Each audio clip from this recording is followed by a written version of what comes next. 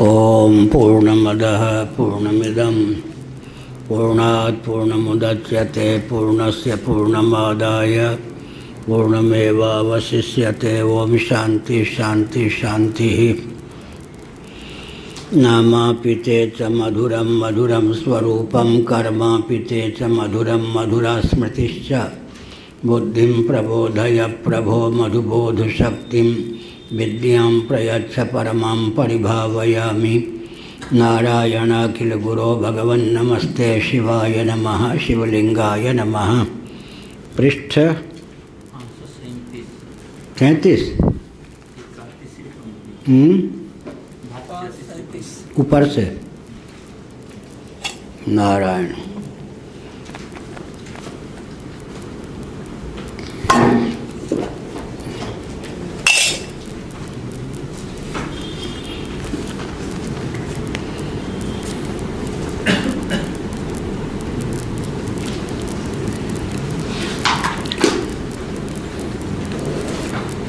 परतंत्र प्रज्ञस्यापि न कस्मात् स्मृति विशेष विषया पक्षपातो युक्तः।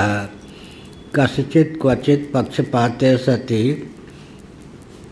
पुरुषमति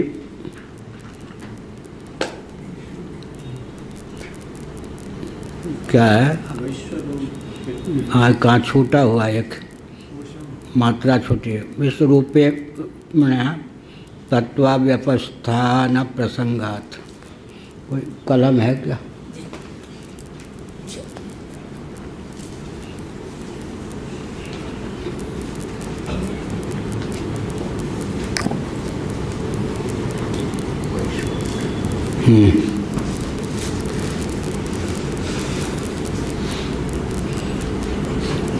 एक स्वतंत्र प्रज्ञ होते हैं, दूसरे परतंत्र प्रज्ञ होते हैं। नारायण। परतंत्र प्रज्ञ का अर्थ है स्वतः उनकी मेधा शक्ति इतनी उन्नत नहीं होती कि वे वेदांतों का तात्पर्य स्वयं लगा सकें। ऐसी स्थिति में कपिल इत्यादि के द्वारा विरचित जो स्मृतियां हैं उनके माध्यम से वे श्रुति के तात्पर्य को या वेदांत के तात्पर्य को हृदयंगम करते हैं। उसमें चूक की संभावना बहुत है, भूल की संभावना है ही। कारण यह है कि पृष्ठ 537 अगर सभी स्मृतियों में वेदों को प्रमाण मानने वाली जितनी स्मृतियां हैं उनमें विज्ञान न हो, एक वाक्यता हो, धर्म को लेकर जगत कारण को लेकर,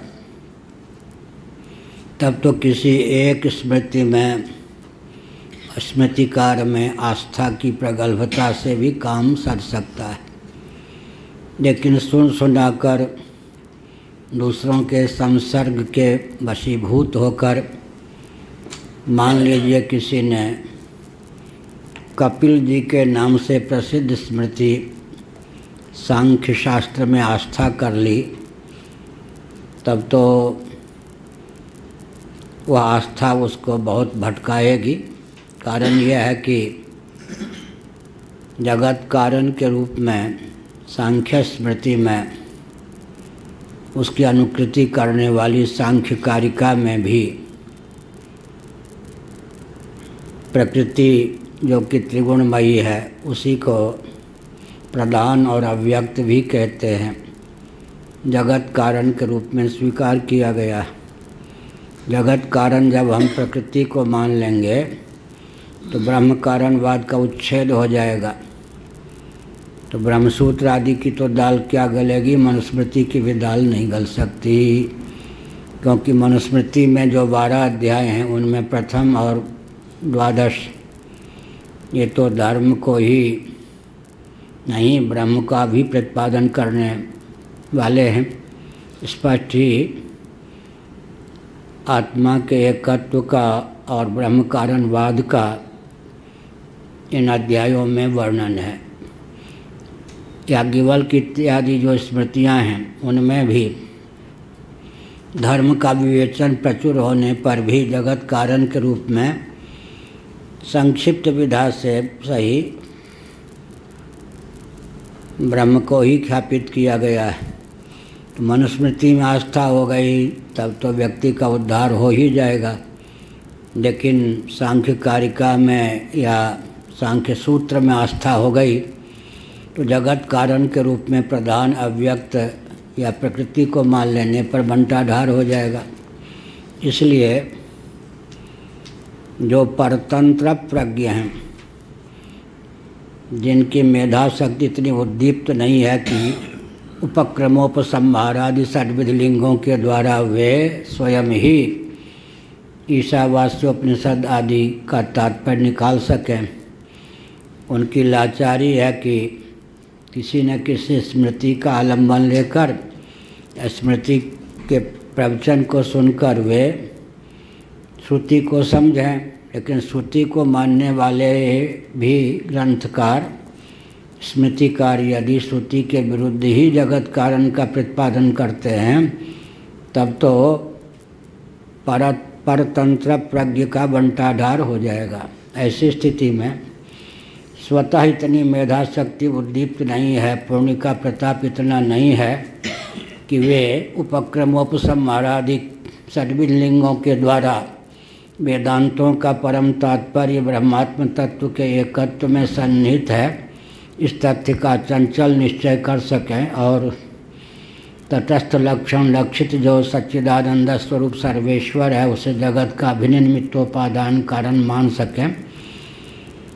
तो फिर ऐसी स्मृति का आलंबन लें जिससे उन्हें भटकना न पड़े। यह परतंत्र प्रज्ञस्यापि स्मृति विप्रतिपत्तौ सत, यही है ना? नहीं, नाकस्मात् स्मृति विशेष विषय पक्षपातो युक्ता, अकस्मात किसी स्मृति विशेष में उनका पक्षपात उचित नहीं है।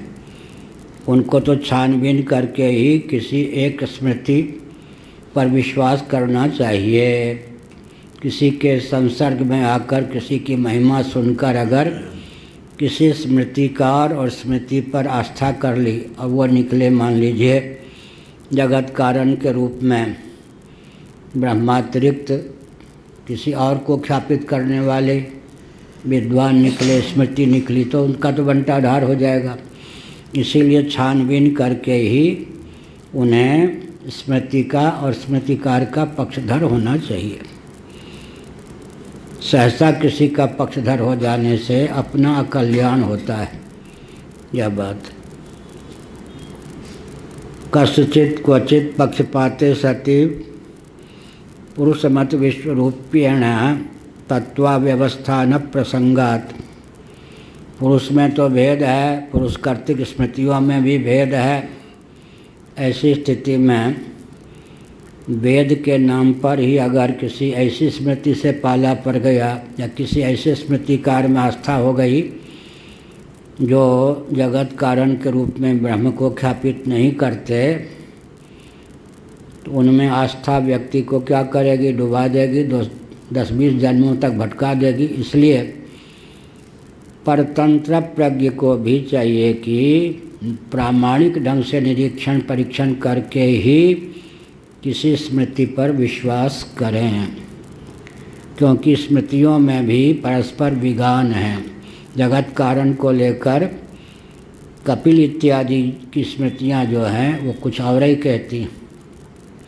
अब अगर वैशेषिक दर्शन को लेंगे, न्याय दर्शन को लेंगे, वो भी स्मृति हैं, श्रुति के अतिरिक्त का नाम स्मृति मानकर, तब क्या आपत्ति है? ईश्वर की सिद्धि तो हो जाएगी, लेकिन जगत के उपादान के रूप में ईश्वर की सिद्धि नहीं होगी, केवल निमित्त कारण के रूप में ईश्वर की सिद्धि होगी। वो तो पृथ्वी जल तेज वायु के अतीन्द्रिय परमाणुओं को आरंभवाद के अनुसार जगत के आरंभक मानेंगे, तो भी गड़बड़ हो गया।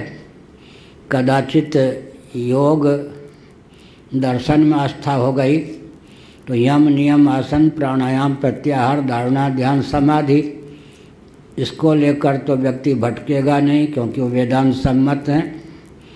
परंतु जगत कारण को लेकर जब विचार करेंगे तब तो शेश्वर सांख्यवादी योगी क्लेश कर्म विपाकाशय से अपरामिष्ट पुरुष विशेष को ईश्वर मान लेते हैं, तथापि उनका ईश्वर जगत का उपादान कारण सिद्ध नहीं होता, वस्तुकृत परिच्छेद शून्य नहीं होता। सर्वज्ञ बीज होने के कारण जगत का निमित्त कारण ही सिद्ध हो सकता है। तो योग दर्शन के ईश्वर को मानकर जगत कारण का निर्धारण करेंगे तो जगत कारण उनके यहाँ उपादान के रूप में विचार करेंगे तो प्रकृति ही सिद्ध होगी, वहाँ भी भटकने की संभावना है। इसलिए परतंत्र प्रज्ञ को भी छानबीन करना चाहिए, आँख मूंद कर किसी स्मृति का अनुगमन नहीं करना चाहिए। अगर स्मृतियों में वेदानुरूप एक वाक्यता होती तब तो कोई बात नहीं, किसी कालम में ले लो, लेकिन वेद का नाम लेकर भी जो वैदिक जगत कारण से भटकाने वाली स्मृतियां हैं वो तो बहुत गड्ढे में डाल देंगी, ये अभिप्राय है। क्या कहा, क्या है?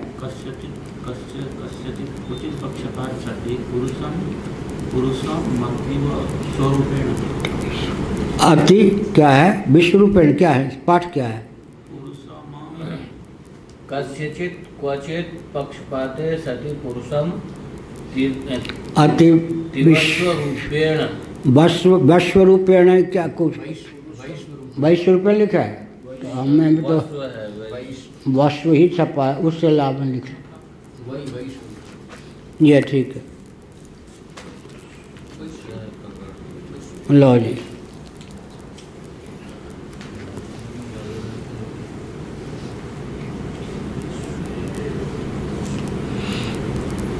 तत्व का निर्धारण ठीक से नहीं हो सकेगा, तत्व व्यवस्था न प्रसंगात, तत्व का अव्यवस्थापन प्रसंग होगा, माने तत्व निर्धारण में भूल होगी।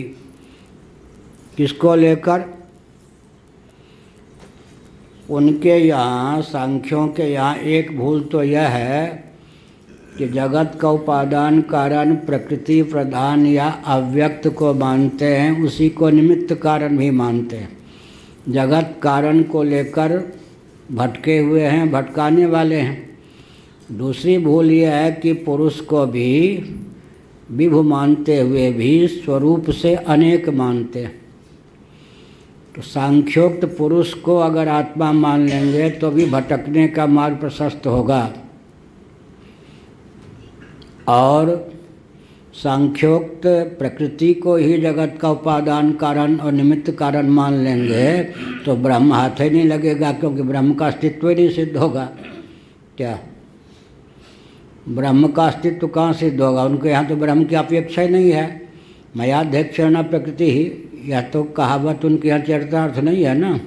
ब्रह्माधिष्ठित जो प्रकृति है वह जगत में हेतु है, कारण है, ऐसा तो नहीं मानते।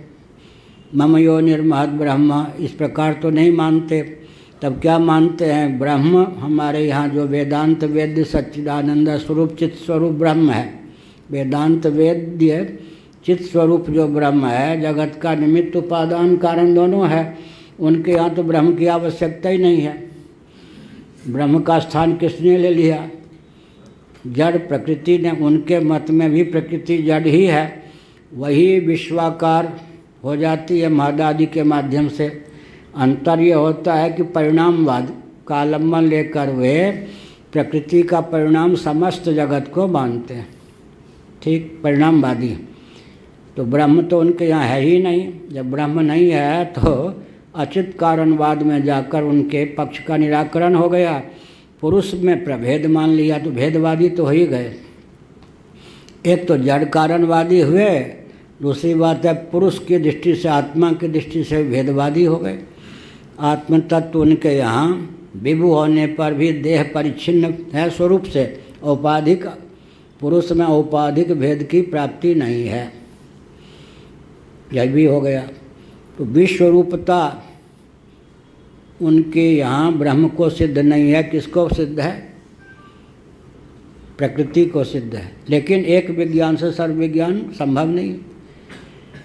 दो तत्व उनके यहाँ हो गए। कौन? एक अचित और एक चित्त। चित्त तत्व में कौन हो गया? पुरुष। उसको लेकर भूल ये है कि पुरुष को विभु मानकर भी सच्चित मानते, आनंद नहीं मानते। यहाँ नहीं है यह, और जगह शास्त्रार्थ है पंचदशी में।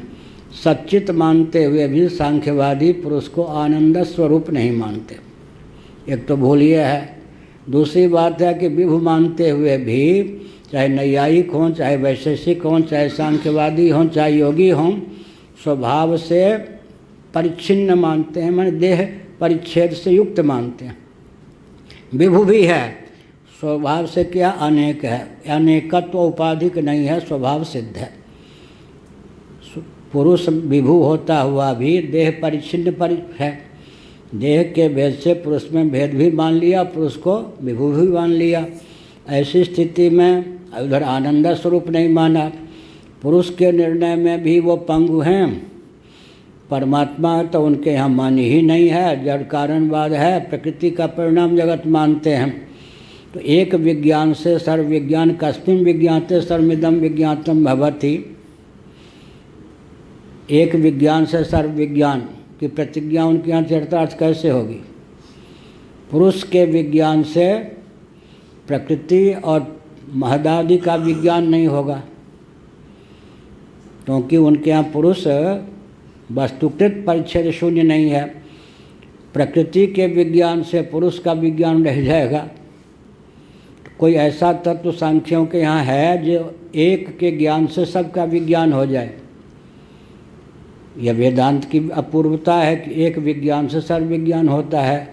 कस्मिन् विज्ञाते सर्वमिदं विज्ञातम भवति, या कस्मिन् विज्ञाते सर्वमिदं विज्ञातम भवति। वस्तुकृत परिच्छेद शून्य इनके यहाँ तो कोई तत्व नहीं है, न पुरुष है न प्रकृति। फिर जड़ कारणवाद और घटिया यह हुआ।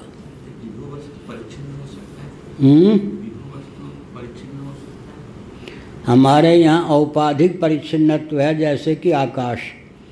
विभु होने पर भी जब लगा देंगे घटाकाश मठाकाश, तब उनके यहाँ विभु भी है, स्वभाव से परिच्छिन्न भी है। यह विसंगति हुई। क्यों परिच्छिन्न मानते हैं?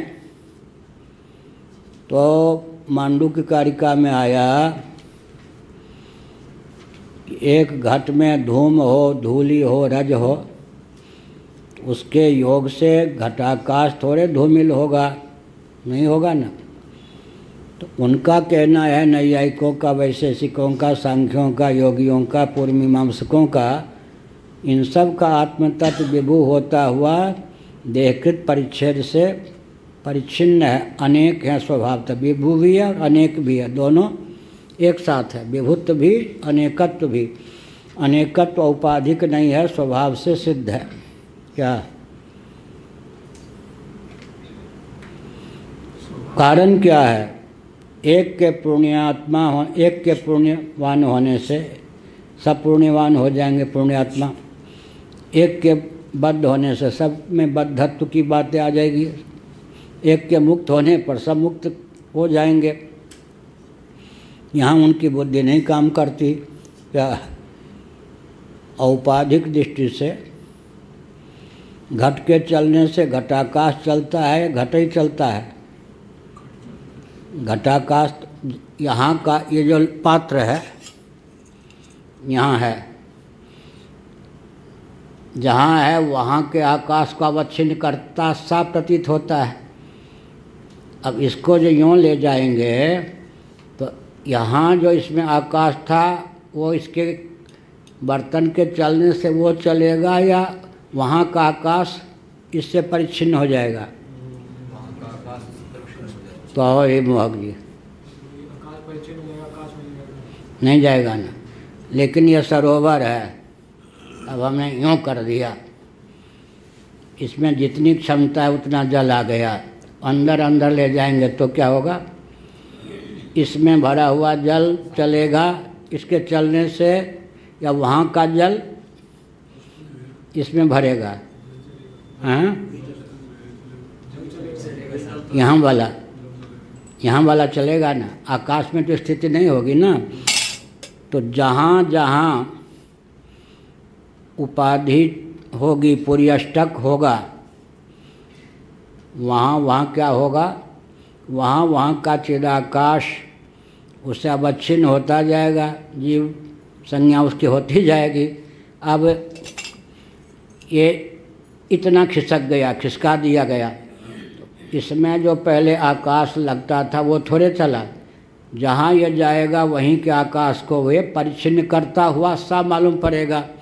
तो हमारे यहाँ तो औपाधिक है, घटगत धूम इत्यादि से भी घटाकाश में कोई मालिन्य आने की संभावना नहीं है। घट में आग भर के रख दे अंगार तो घटाकाश के उष्ण होने की संभावना नहीं है। घट में जल भर दें तो घटाकाश के शीतल होने की संभावना नहीं है। लेकिन जो काम औपाधिक मानकर साधना चाहिए था भेद, वो स्वरूप से भेद मान लेते हैं। ये त्रुटि हो गई। विभु भी है, स्वरूप से असंख्य भी है। तो वही हमने एक दिन बताया न, पूज्य गुरुदेव सांख्यों का पक्ष रख रहे थे। मैंने प्रश्न कर दिया, मुझे आश्चर्य लगा कि भगवान, उन्होंने कहा नाखून के अग्रभाग पे असंख्य आत्मा है उनके अनुसार। किनके? सांख्यादि के अनुसार। तो हमने कहा एक आत्मा दूसरी आत्मा को धक्का नहीं देती क्या? महाराज खूब हंसे, प्रेम पूर्वक, बिगड़े नहीं। कहा मेरी बात गांठ बांध लो, विभु वस्तु जगह नहीं छेकती। क्या विभु वस्तु की विशेषता क्या है? विभु है, जगह छेके तो विभु ही नहीं। क्या देशकृत परिच्छेद शून्य का अर्थ क्या होगा? विभु वस्तु जगह नहीं छेकती। उदार व्यक्ति होते हैं, कहीं दूसरे को धक्का देके अपने बैठने का मार्ग नहीं प्रशस्त करते। जो आ जाए ना, ये रहेंगे तो मैं नहीं रहूँगा, समझिए कि ये कलयुग है। उदार व्यक्ति का क्या स्वभाव है? दूसरे को धक्का दिए बिना अपना कलकुशल बैठ जाता है। देशकृत परिच्छेद शून्य जो विभु पदार्थ है वो जगह छेकता ही नहीं। तो विभु होने पर भी परिच्छिन्नता औपाधिक न होकर स्वाभाविक है। विद्वन मंडन नामक ग्रंथ है वल्लभ संप्रदाय में, वहाँ वे आत्मा को विभु, वल्लभाचार्य जी, रामानुजाचार्य इत्यादि जो वैष्णव हैं या वैष्णवाचार्य हुए हैं, उनके प्रस्थान में जीव अणु परिमाण परिमित है। किसी भी वस्तु को नित्य सिद्ध करने के लिए दो में एक परिमाण परिमित मानना पड़ेगा, या तो विभु मानिए या अणु मानिए। क्या दोनों में किसी का नाश नहीं होगा। अणु परिमाण परिमित माने ऐसा विभाग जिससे अन्य विभाग की संभावना ना हो। सबसे सूक्ष्मतम अणु होता है जिससे और कोई सूक्ष्म संभावित नहीं है, और विभु जो होगा उसका नाश नहीं होगा नैयायिक के अनुसार। तो क्या हुआ? मध्यम परिमाण परिमित अगर कोई पदार्थ है तो नश्वर होगा ही। देहादि क्या है? मध्यम परिमाण परिमित। तो किसी भी वस्तु को नित्य सिद्ध करने के लिए न्याय सरणी का आलंबन लेकर या तो उसको परम महत परिमाण परिमित मानिए या अणु परिमाण परिमित मानिए। तो वैशेषिकों नैयायिकों की इस मान्यता को वैष्णवाचार्यों ने ले ली। उन्होंने कहा विभु तो आत्मा बिल्कुल नहीं मानेंगे, अणु परिमाण परिमित अवश्य मानेंगे। तो नश्वरता नहीं आई। जैनों के यहाँ एक पक्ष ये है कि मध्यम परिमाण परिमित आत्म तत्व है। पिपीलिका के शरीर का जीव पिपीलिका शरीर को छोड़ने के बाद हाथी बन गया प्रारब्ध के योग से, तब वो जीव कितने डील डॉल का हो गया? हाथी के शरीर का हो गया। फिर वो हाथी का शरीर छोड़ने के बाद कर्म विपाक के फलस्वरूप क्या हुआ? अमीबा बन गया। अमीबा के शरीर के दिल अंदर का हो गया। तो इस प्रकार से जो मध्यम परिमाण परिमित होता है वो नश्वर होता है।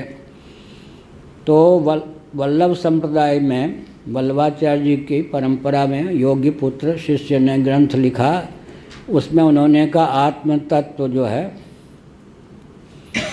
स्वरूप से विभु भी है और स्वरूप से असंख्य भी है, परिच्छिन्न होने के कारण असंख्य है।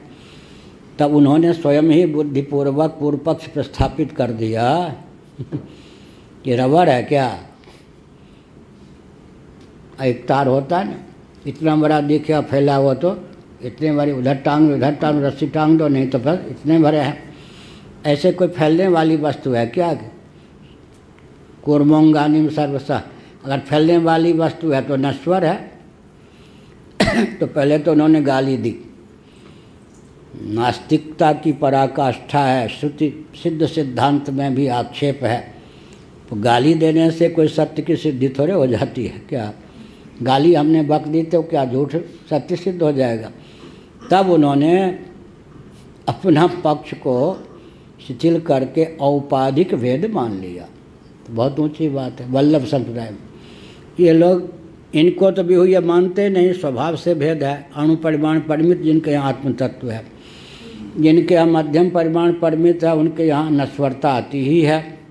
अब जिनके यहाँ विभु है और एक है, उनकी आशंका ये होती है कि एक के मुक्त होने पर सब मुक्त, एक के बद्ध होने पर सब बद्ध, एक के पापी होने पर सब जीव पापी, ये संक्रामक रोग न छाए। इसीलिए विभु भी है स्वरूप से, परिच्छिन्न भी है। शंकराचार्य कहते नहीं, विभु स्वरूप से है और औपाधिक भेद है। औपाधिक भेद मान लेने पर कोई बात ही नहीं। क्या क्या पूछिए? अगर आकाश तत्व में अगर प्रकाश न पहुंचे तो आकाश में शीतलता नहीं होती। क्या कहते हैं? आकाश में प्रकाश न पहुंचे तो फिर क्या होगा? आकाश में शीतलता रहती है। शीतलता रहती है, अनुभव किया है कभी? हम तो ऐसे ही पढ़ते हैं। आप तो पढ़ते होंगे। सुनिए, स्पर्श किसका गुण है? शीतलता जो है, शीतल कौन पदार्थ है? जल है, तेज है, वायु है, क्या है? जल है। और उष्ण कौन पदार्थ है? अग्नि, तेज, यही है ना। अब वायु तक में क्या क्षमता है कि जल निष्ठ शैत्य को वो ग्रहण कर ले। सर्दी लगती है ना आजकल, हवा सर्दी ठंड कहाँ है? वो है बर्फानी बाबा, देखिए हवा ठंडी हवा चल रही है, कहते हैं ना। तो वायु तत्व अनुष्ण है, अशीतल है या नहीं? तेज जल, अग्नि का गुण है ना कौन? दाह, उष्ण होना। जल का गुण है शीतल होना। गर्म जल भी अगर अंगार पर छोड़ देंगे तो आग को बुझा ही दे। जल में जो उष्णत्व है वो औपाधिक है या स्वभाव से है? अब देखिए, वायु पर प्रभाव पड़ गया किसका? जल का। उसकी शीतलता का उसमें संचार हो गया, अनुगति नहीं। हमने अपने ग्रंथों में लिखा है कारण के गुण की कार्य में अनुगति होती है, कार्य के गुण का कारण में संचार होता है। अनुगति और संचार में भेद है। तो वायु तत्व अपने आप में न शीतल है न उष्ण। जलनिष्ठ शीतलता का उसमें संचार हो गया तो शीतल, और तेजोनिष्ठ या अग्निनिष्ठ उष्णता का संचार हो गया तो लू, उष्ण हवा। तो जब वायु तत्व भी स्वभाव से क्या है? अनुष्ण है, अशीतल है। आकाश में तो उष्णता संभव ही नहीं है, क्या शीतलता संभव ही नहीं है। स्पर्श गुण कहाँ तक रहेगा? वायु तक। लेकिन उष्ण स्पर्श जब कह देंगे तो विशेषण कैसे जुड़ गया? जल निष्ठ शीतलता के योग से विशेषण जुड़ गया। उष्ण वायु जब कहेंगे तो तेजोनिष्ठ या वह्निनिष्ठ उष्णता के कारण उसमें उष्णता जुड़ गई। स्वतः तो वायु तत्व भी न शीतल है न उष्ण है। वायु से नीचे फिर क्या है? अग्नि। अब सीता जी के लिए आग क्या हो गई? शीतल। हनुमान जी के लिए आग क्या हो गए? पूंछ में आग लगा दी ना। तो वाल्मीकि रामायण में लिखा है कि हनुमान जी के पूंछ के लिए वो हिम के समान शीतल बर्फानी बाबा, और लंका सोने की उसको जला दिए, राख बना दिए। आश्रय पर कारगर न होकर आग विषय पर कारगर हो गई। क्या ध्यान गया? जब सीता जी को मालूम पड़ा पूछ भाग लगा दी गई है, उन्होंने पातिव्रत धर्म के बल पर कहा भगवान राम के अलावा स्वप्न में भी मेरा मन अन्यत्र दुर्भावना पूर्वक न जाता हो। इस सत्य के प्रभाव से हनुमान जी के पूंछ पर जो आग, पूंछ में आग लगा दी गई और शीतल हो जाए। आश्रय के लिए शीतल और विषय के लिए सोने की लंका को उसने राख बना दिए। हो गया ना। अब अग्नि में शीतलता कहाँ से आ गई? अब प्रहलाद, अग्नि में शीतलता कहाँ से आ गई? तो उष्णता और शीतलता, उष्णता और शीतलता विरुद्ध है या नहीं? अग्नि में प्रकाश भी है और उष्णता भी है।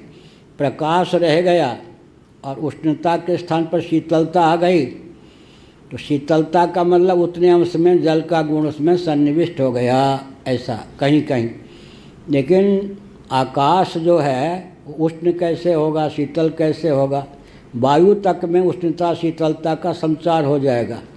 अच्छा, धूल से युक्त हवा लग जाए तो आखाई में धूल चल जाएंगे या नहीं? पृथ्वी के रज का भी संचार हो जाएगा। सुगंध दुर्गंध, क्या पृथ्वी के दुर्गंध पृथ्वी के सुगंध का भी संचार हो जाएगा वायु तक में। वायु की अपेक्षा बहुत क्या है? निरवयव। कौन? आकाश। विभु ही है। आकाश की अपेक्षा न्यून विभु वायु है, लेकिन निरतिशयता ब्रह्म के समान तो आकाश में नहीं है, लेकिन आपेक्षिक निरतिशय, आपेक्षिक उसमें निरवयवता भी है। इसीलिए पृथ्वी के गुण गंध का, जल के गुण शीतलता का, तेज के गुण अशीतलता द्रवता का भी, तेज के गुण उष्णता का, वायु के गुण स्पर्श का, वहाँ पर संचार नहीं हो सकता।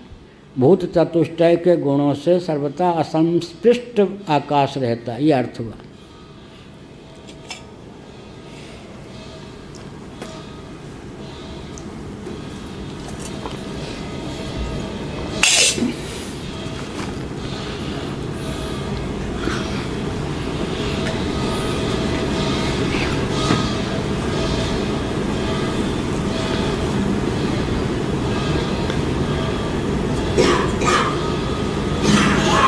तस्मात् तस्यापि स्मृति विप्रतिपत्त्युपन्यासेन श्रुत्यनुसाराननुसार विषय विवेचनेन च सन्मार्गे प्रज्ञा संग्रहणीया। अब जो स्मृति श्रुति से भिन्न है, श्रुति के तात्पर्य को व्यक्त करने में समर्थ नहीं है, विरुद्ध है, भले ही स्मृति में कहा गया हो कि हम श्रुति के अनुकूल हैं, कहने से कुछ नहीं होता। भले ही स्मृतिकार ने श्रुति के अनुकूल, श्रुति को प्रमाण मानकर श्रुति के तात्पर्य को ही अपनी दृष्टि से अमुक स्मृति के माध्यम से व्यक्त किया हो, लेकिन अगर वह सचमुच में श्रुति के विरुद्ध अंश का ख्यापन करती है स्मृति, तो पर प्रत्यय ने बुद्धि या परतंत्र प्रज्ञ जो हैं उनका तो बंटाढार हो जाएगा।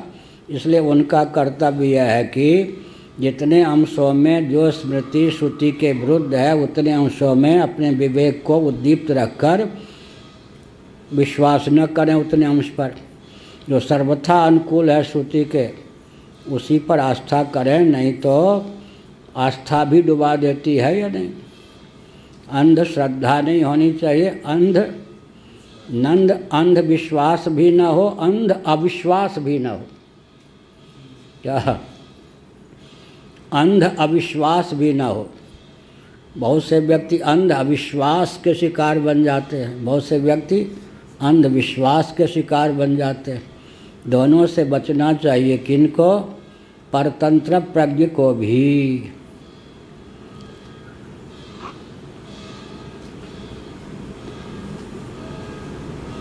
कस्यचित् क्वचित् पक्षपाते सति हो गया।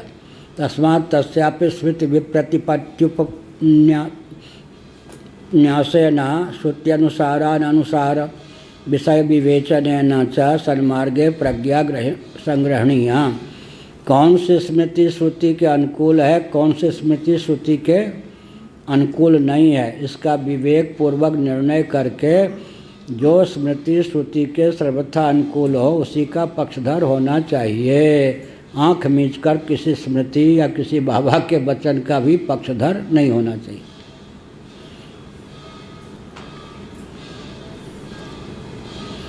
या तो श्रुति ही कपिलस्य ज्ञानातिशयं प्रदर्शयन्ति प्रदर्शिता न तया श्रुति विरुद्धमपि कापिलम मतम श्रद्धातुम शक्यम। फिर उसी को स्पष्ट करते हैं। जो स्मृति कपिल महर्षि को या कपिल जी को ज्ञानातिशय से संपन्न बताती हैं, इस स्मृति के रचयिता जो कपिल जी अतिशय ज्ञानवान थे, अतः उनकी स्मृति में कोई भूल हो ही नहीं सकती, ऐसी जो मान्यता है उस मान्यता के चपेट में न आकर न तया श्रुति विरुद्धमपि कापिलम मतम श्रद्धातुम शक्यम। आँख मूंद कर जितने अंशों में कपिल प्रणीत उपदिष्ट स्मृति श्रुति विरुद्ध है उतने अंशों में विश्वास नहीं करना चाहिए। पुराण मित्येव न साधु सर्वम। कालिदास। कोई चीज़ प्राचीन है, बहुत प्रसिद्ध व्यक्ति के नाम पर प्रसिद्धि है उसकी संरचना की, इसलिए आँख मूंद कर श्रद्धा न कीजिए। अंध परंपरा उसमें कितने हैं, कितने अंशों में वो शास्त्र परंपरा से युक्त है, इसका निर्णय करके जितने अंशों में अंध परंपरा का ग्रास है उतने अंशों में उसमें आस्था मत कीजिए, भले ही पुरानी प्रथा हो। जैसे सूर्यास्त के बाद तीनों रथ को ले जाओ, सूर्यास्त हो जाए तो भी जगन्नाथ जी, बलभद्र जी, सुभद्रा जी के रथ को हजारों मसाल जलाकर कहाँ गुंडीचा मंदिर के दरवाजे तक ले जाओ। रात्रि में ही रत्नवेदी पर चारों देवों की प्रतिष्ठा करो, यह शास्त्र कहता है। अंध परंपरा कहती है सूर्यास्त हो जाने पर रथ जहाँ है वहीं छोड़ दो, आगे मत ले जाओ। अब शास्त्र विरुद्ध परंपरा ही सब जानते हैं, शास्त्र सम्मत परंपरा भूल गए। एक कलेक्टर ने ज़बरदस्ती क्या किया है, गुंडीचा मंदिर तक रथ पहुंचा दिया। गजपत जी मेरे पास आए, बड़ा शास्त्र विरुद्ध काम करता है कलेक्टर, आपका मुंह खोलना चाहिए। हम हंसे तो उन्होंने कहा आप हंस क्यों रहे? हमने कहा कलेक्टर को ये विवेक नहीं, स्कंद पुराण पढ़ के उसने थोड़े काम किया, उसने तो अपने दादागिरी का प्रयोग किया। लेकिन गजपत जी आप ये तो समझ लीजिए उसने शास्त्र सम्मत किया, शास्त्र सम्मत किया। हमने कहा शास्त्र तो यही कहता है कि सूर्यास्त हो जाए, फिर भी सूर्यास्त तक रथ तीनों वहाँ न पहुँचे तो मसाल जला कर ले जाइए। उसी रात्रि में रत्नवेदी पर बलभद्रा जी को प्रतिष्ठित कीजिए। शास्त्र तो यही कहता है। उस शास्त्र को न जानकर भी उसने दादागिरी का प्रयोग किया, इतने अंशों में तो गलत किया शास्त्र सम्मत थी। अनिच्छन्नपि न जानता हुआ भी। अच्छा, तो हमें तो पता ही नहीं था। आजकल सभी सेवाएं मारने दौड़े गए ना। अरे हमारी सैकड़ों वर्षों की परंपरा है, अब परंपरा है तो अंध परंपरा है या नहीं, शास्त्र के विरुद्ध परंपरा है। इसीलिए प्राचीन परंपरा भी अगर शास्त्र के विरुद्ध है, किसी ब्राह्मण के यहाँ किसी व्यक्ति का समय पे जनेऊ हुआ, मर गया, अब परंपरा चल पड़ी कि हमारे यहाँ जनेऊ धारता नहीं विवाह से पहले। ओ आरा सब जगह वही है क्या। अब कोई कहे कि विवाह होते ही पत्नी मर गई तो हमारे यहाँ विवाह ही नहीं धारता, ये नहीं कहते, जनेऊ नहीं धारता। क्या ये कहे कि विवाह होते ही विधवा हो गई तो हमारे यहाँ कुल में विवाह नहीं धारता, ये नहीं, जनेऊ नहीं धारता। मीठा मीठा अब करवा करवा तो हो गया ना, अंध परंपरा हुई है नहीं। विवाह के समय जनेऊ करा दो, लो वो जनेऊ होगा क्या। इसीलिए कह रहे अंध परंपरा नहीं, अंध आस्था भी उचित नहीं। श्रद्धा मार भी देती है पर श्रद्धा जिला भी देती है। श्रद्धा कहते किसको? सत का नाम है, सत्य में आस्था का नाम श्रद्धा है। कहीं आज श्रद्धा के इसलिए भेद कर दिया ना गीता में 17वें अध्याय में, श्रद्धा के भी भेद कर दिया, सात्विक राजस तामस। राजस तामस श्रद्धा तो डुबा देगी। श्रद्धा सचमुच में क्या है? सत्य के प्रति आस्था, सत्य में आस्था का नाम श्रद्धा। किन्होंने लिखा? सुरेश्वराचार्य जी ने वार्तिक में। तो श्रुति के अनुसार कौन सी स्मृति है, श्रुति के विरुद्ध कौन सी स्मृति है, इसका विवेक प्राप्त करके जो स्मृति श्रुति के अनुरूप हो उसको मानना चाहिए। यहाँ कोई अपनी ओर से आग्रह नहीं। कपिल मिति श्रुति सामान्य मात्रत्वात् अन्यस्य च कपिलस्य सगर पुत्राणाम प्रतप्तोर वासुदेव नामना स्मरणात्। अब जो दादावरे फौजारी, ये जो सांख्यवादी कहते हैं, श्वेताश्वतर उपनिषद मंत्रोपनिषद है, उसमें कपिल जी को सर्वज्ञ माना गया है। उनकी बात पर भी आपको विश्वास नहीं, ये तो फिर श्रुति पर ही अनास्था व्यक्त करना है। क्या वीटो पावर का प्रयोग यही हुआ ना? भला श्रुति ने जब यशोगान किया है, वो भी मंत्रोपनिषद ने, श्वेताश्वतर उपनिषद ने जन्म से ही सर्वज्ञ कौन? कपिल। उनके नाम पर जो ख्याति प्राप्त स्मृति है उनमें भी आप अनास्था उत्पन्न करते हैं, तो श्रुति के प्रति आपकी आस्था कहाँ सिद्ध हुई? यह पक्ष इसका उत्तर देते हैं।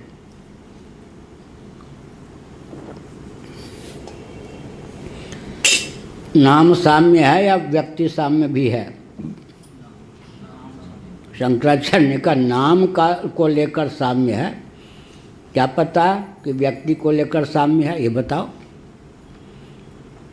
कहीं स्मृतियों में ले लो, स्मृतियों में वासुदेव श्रीमन नारायण का अवतार जिन कपिल जी को माना गया है, देवहूति के प्रति जो उन्होंने उपदेश दिया वो देखो। तुम्हारे यहाँ जो सांख्य स्मृति में उपदेश है, जगत कारण के रूप में किसको? प्रकृति को माना, वहाँ ब्रह्म को माना गया है। तुम्हारे यहाँ पुरुष भेद है, वहाँ पुरुष का भेद माना गया है। तो अब किस कपिल को माने? जिस कपिल का नाम लिया गया, वो कपिल शब्द का प्रयोग किया गया है। कपिल नाम के व्यक्ति एक ही होते हैं ब्रह्मांड में, ये तो नहीं कह सकते कोई और रहे होंगे। अगर कहो कि स्मृति में भी है, तो स्मृति में जो वासुदेव भगवान कपिल के रूप में आए, देवहूति माँ को उपदेश दिया, वो जो देवहूति कपिल संवाद है उसमें तो बिल्कुल मनुस्मृति आदि का जो पक्ष है, श्रुति का जो पक्ष है, उसी का चित्रण है। तुम्हारे घर के कपिल का नाम लेकर हम डरने वाले नहीं हैं, क्योंकि तुम्हारे घर के जो कपिल हैं वो सर्वज्ञ होंगे तुम्हारे लिए। हमारे लिए अगर सर्वज्ञ होते तो उनके कथन में श्रुति विरुद्ध नहीं होता। श्रुति का नाम लेने से कोई, अब दयानंद स्वामी श्रुति वैदिक कहे जाते हैं, तो वेद के नाम पे जो कुछ उन्होंने बड़ा ढढोरा पीटा, उसको हम वेद सम्मत मान लेंगे? नहीं मान सकते। वेद के नाम पर भी अगर, बहुत बढ़िया बात है, दो स्थिति है। हिंदुत्व के नाम पर जो कुछ कहा जा रहा है, तो भावुक व्यक्ति तो हिंदू शब्द पर ही लट्टू हो गए ना। प्रश्न उठता है कि हिंदुत्व के नाम पर अगर कोई कहता है तो पकड़ने का, टोकने का अधिकार तो बनता है कि आप हिंदू हिंदू कहते हैं, क्या शास्त्र सम्मत हिंदू तो यही है, इतना ही अधिकार बनता है। लेकिन ऐसे तो दो चार व्यक्ति होंगे, बाकी सब हिंदू शब्द पर लट्टू हो जाएंगे। अब हिंदू कह कर के कोई हिंदुत्व के बंटाधार सारी मान्यताओं का उच्छेद करे तो बवंडर हुआ या नहीं? वो अधिक खतरनाक होते हैं जो वेद को मानकर वेद के विरुद्ध तथ्य को प्रकाशित करते हैं। इसमें क्या है, भावुक व्यक्ति जो है डूब जाते हैं, मर जाते हैं। अब हिंदुत्व के नाम पर रोटी बेटी एक करो, हो गया हिंदुओं का बंटाधार हो गया, वर्ण संकर कर्म संकर बना दो, गीता गई, शास्त्र गया, सारी परंपरा का उच्छेद कर दिया हिंदुत्व के नाम पर। तो बड़ी विकट बात। एक ही गुण है कि हिंदुत्व का नाम लेते हो तो शास्त्र सम्मत हिंदुत्व, शास्त्रार्थ में उनको दबाया जा सकता है, पर शास्त्रार्थ को मानता कौन है? बाकी जो भावुक लोग हैं वो तो हिंदुत्व के नाम पर मारे जा रहे हैं। भावुक लोग जो हैं वो वेद के नाम पर मार दिए गए, समझ गए ना? अभी देखिए ना, क्रिश्चियन लोग क्या करते हैं, भगवा कपड़ा ये वो और नाम भी ले लेते हैं भगवान का।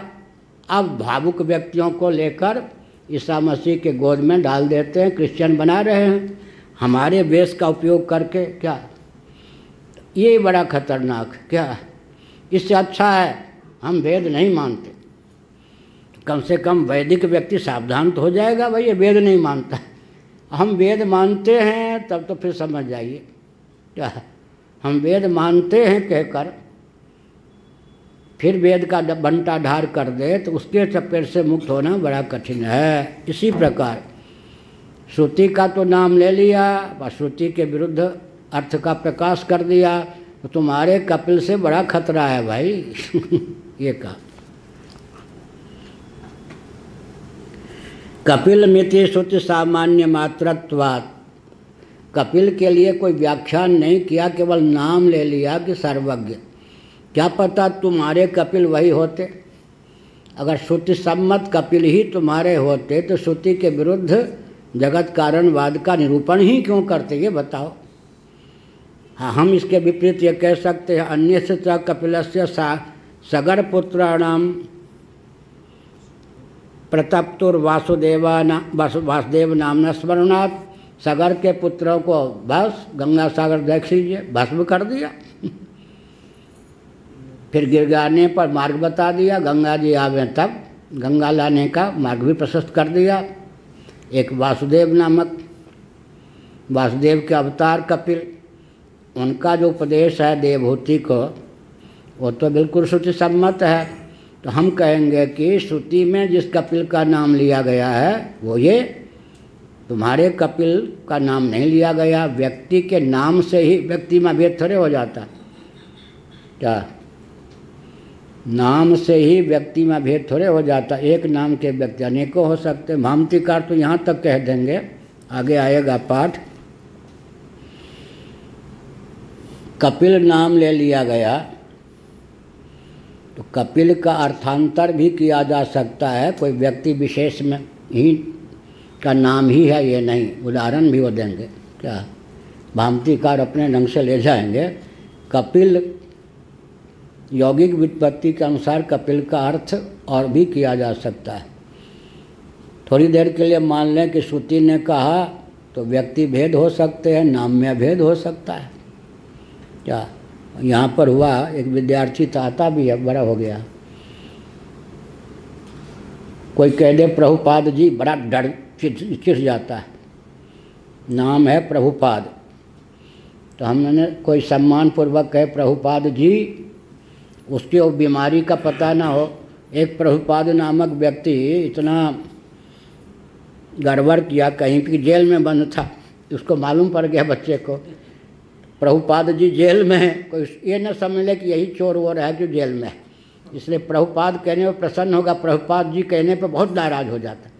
भाई नाम है एक होने पर व्यक्ति दो है, वो जेल में बंद वाला प्रभुपाद हमको मत समझो तो हो गया या नहीं? तो श्रुति का नाम लेकर श्रुति के विरुद्ध जगत कारणवाद का प्रतिपादन करने वाले तुम्हारे कपिल तुम्हारे घर के होंगे। श्रुति ने जिस कपिल का नाम लिया उस कपिल वही कपिल होंगे, ये नहीं कह सकते। यह वो तो शाप जिन्होंने दे दिया कपिल मुनि ने, वो कपिल भी तो थे, वो वासुदेव जी के अवतार थे। हमारे यहाँ तो कोई भगवान के अवतार ने कहा इसलिए मान लीजिए, ये भी नहीं चलता। क्या भगवान भी कुछ कहें, अगर शास्त्र की सीमा में नहीं कहते हैं तो उनकी बात भी नहीं मानी जाएगी। बुद्धदेव क्या यही निंदत निंदित भयो विदित बुद्ध अवतार, प्रयोजन सिद्धि के लिए वेद की निंदा कर दी तो बुद्ध जी को वासुदेव का अवतार तो मानते हैं, बौद्धावतार है, ब्राह्मण कुल के, ये नहीं नेपाल वाले क्षत्रिय कुल के थे। बौद्धावत भगवान का अवतार मान लेंगे, उनकी वाणी को नहीं मानेंगे। शास्त्र का इतना आग्रह होना चाहिए। क्या देखिए, भगवान राम और भीष्म जी का उदाहरण। वशिष्ठ जी ने कहा पिताजी का ध्यान कीजिए, पिंड देना है। अब राम ही भगवान स्मरण करें तो पिताजी का हाथ क्यों नहीं आ जाएगा? उधर कुछ नीचे, गुरुजी बताइए शास्त्र क्या कहता है? इधर मेरे पिताजी का हाथ है, किसी और का नहीं। पिताजी का हाथ आ गया, वो तो शरीर छोड़ चुके, मैं इनके हाथ पर डालूं या कुश पर? शास्त्र क्या कहता है? आजकल के अरे जब पिताजी ने स्वयं हाथ बढ़ा दिया तो बस जी ने, शास्त्र तो यही कहता राम जी की कुश पर नीचे डालिए। अगर वो राम जी क्या करते, भावुकता में आकर हाथ पे डाल देते, पिता प्रसन्न नहीं होते, फिर आगे पिंडोदक क्रिया लुप्त हो जाती। मैंने पिता का ध्यान किया, पिता के हाथ तो आए ही नहीं करेंगे, अब नास्तिकता फैलती ना। ऐसे भीष्म जी ने स्मरण किया, उनके पिता का हाथ आ गया, वहाँ भी यही हुआ। पिताजी के हाथ पर डालें, शरीर छोड़ चुके थे पिता, नहीं, शास्त्र कहता है वहाँ नहीं, यहाँ साक्षात पिता का हाथ भी आ जाए स्मरण करने पर, फिर भी अगर शास्त्र कहता उनके हाथ में नहीं, अमुक जगह डालो, तो शास्त्र का पक्षधर होना चाहिए। पिता भी तभी प्रसन्न होंगे।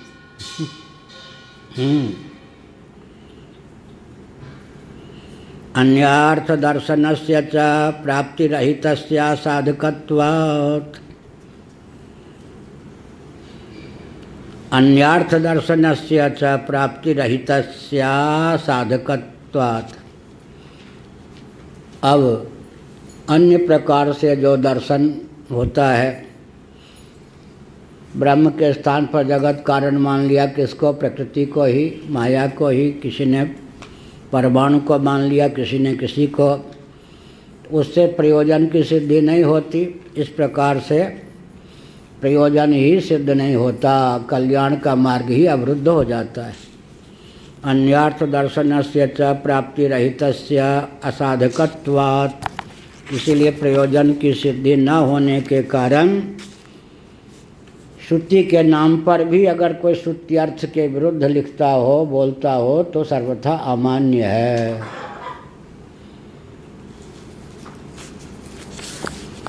अब कितना पेज? ये 538। भवति चान्या मनोर्माहात्म्यम प्रख्यापयन्ति श्रुति यद्वै किंच मनुरवदत् तद्भेषजम्। तैत्तरीय संहिता। अब कहते देखो, अगर नाम की बात करते हो तो वहाँ तो केवल नाम है कपिल का, उन्हें सर्वज्ञ माना गया।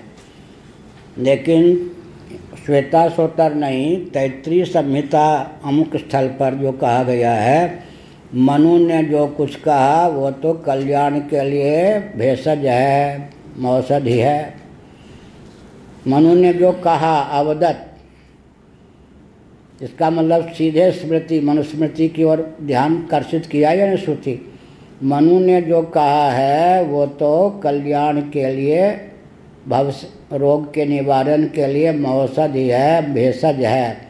अब हम इस श्रुति के बल पर, जिसमें स्पष्टीकरण भी कर दिया, मनुस्मृति को सीधे लक्ष्य कर दिया या नहीं, इस श्रुति को हम प्रमाण माने या उसको केवल वहाँ नाम है, यहाँ कृति का भी वर्णन है। तो हमने प्रवचन में कहा था, तब लोग कहेंगे कि यह जो तैत्तरीय संहिता का वचन है वो मनुस्मृति बनने के बाद है। तो वेद अपौर से कहाँ हुए? इसलिए हमने कहा था, पूज्य गुरुदेव का वाक्य है, श्रुति में जिस घटना का वर्णन है उस घटना के घटने के बाद श्रुति की संरचना नहीं, वैदिक शब्दों में यह विलक्षणता है कि उसके शब्दों के आधार पर, वाक्यों के आधार पर घटना घट जाती है। क्या क्या बोलो, क्या देवता, भूख लगी होगी? नहीं, फिर क्या, घंटी बज गई क्या? श्रुति के जो वचन है उनके हिसाब से घटना घट जाती है, ना कि घटना घटने के बाद श्रुति की। हाँ, तब अपौरुषेयता सिद्ध होगी ना। वैदिक शब्दों में यह विशेषता है क्या, उसके अनुसार घटना घट जाती है। ऐसा नहीं कि घटना घटने के बाद तत्त वेद मंत्रों की या ब्राह्मण वचनों की संरचना हो।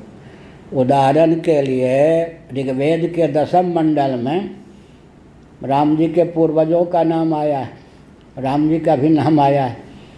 तो रामावतार, दशरथ जी के जन्म, उनके पिता के जन्म, इन सब के बाद में फिर जब राम जी का नाम भी आया है तो पिता पितामह के जन्म के बाद राम जी का जन्म हुआ, तब ऋग्वेद की संरचना हुई। आजकल के व्यक्ति यही कहेंगे ना, यथापूर्व मकल्पयत सृष्टि के बारे में भी है। भगवान भी वेद की रचना नहीं करते, यथापूर्व उपदेष्टा होते हैं, रचयिता नहीं। अभंग आन पूर्वी पूर्वक, अभंग आन पूर्वी पूर्वक, यथापूर्व वेद के उपदेष्टा होते हैं भगवान, न कि रचयिता। अनपूर्वी में भी भगवान क्या करते हैं, भेद नहीं करते। गणानान्त्वा जो क्रम है वही। तो भगवान भी वेद के उपदेष्टा हैं, न कि रचयिता। वेदों के रचना करने वाले भगवान जहाँ माने जाते हैं, उपदेष्टा मात्र होने से। हाँ, वैशेषिक नैयायिक कह सकते हैं कि भगवान सर्वज्ञ हैं, उनमें भ्रम प्रमादादि दोष नहीं हैं, तो उनके द्वारा विरचित वेद को मान लेना चाहिए। लेकिन हम लोग क्या कहते हैं, भगवान उपदेशक बनते हैं। तेने ब्रह्म हृदय आदि कवये मुह्यंत यत् सूरयः हिरण्यगर्भ संवर्तताग्रे। इन वचनों के अनुसार भगवान पूर्व कल्प के वेद का यथावत ब्रह्मा जी के हृदय में क्या करते हैं, प्रेरित कर देते हैं। संकल्प मात्र से ब्रह्मा जी को वो ज्ञान दे देते हैं। संप्रदाय प्रवर्तक भगवान हैं, न कि वेद के रचयिता।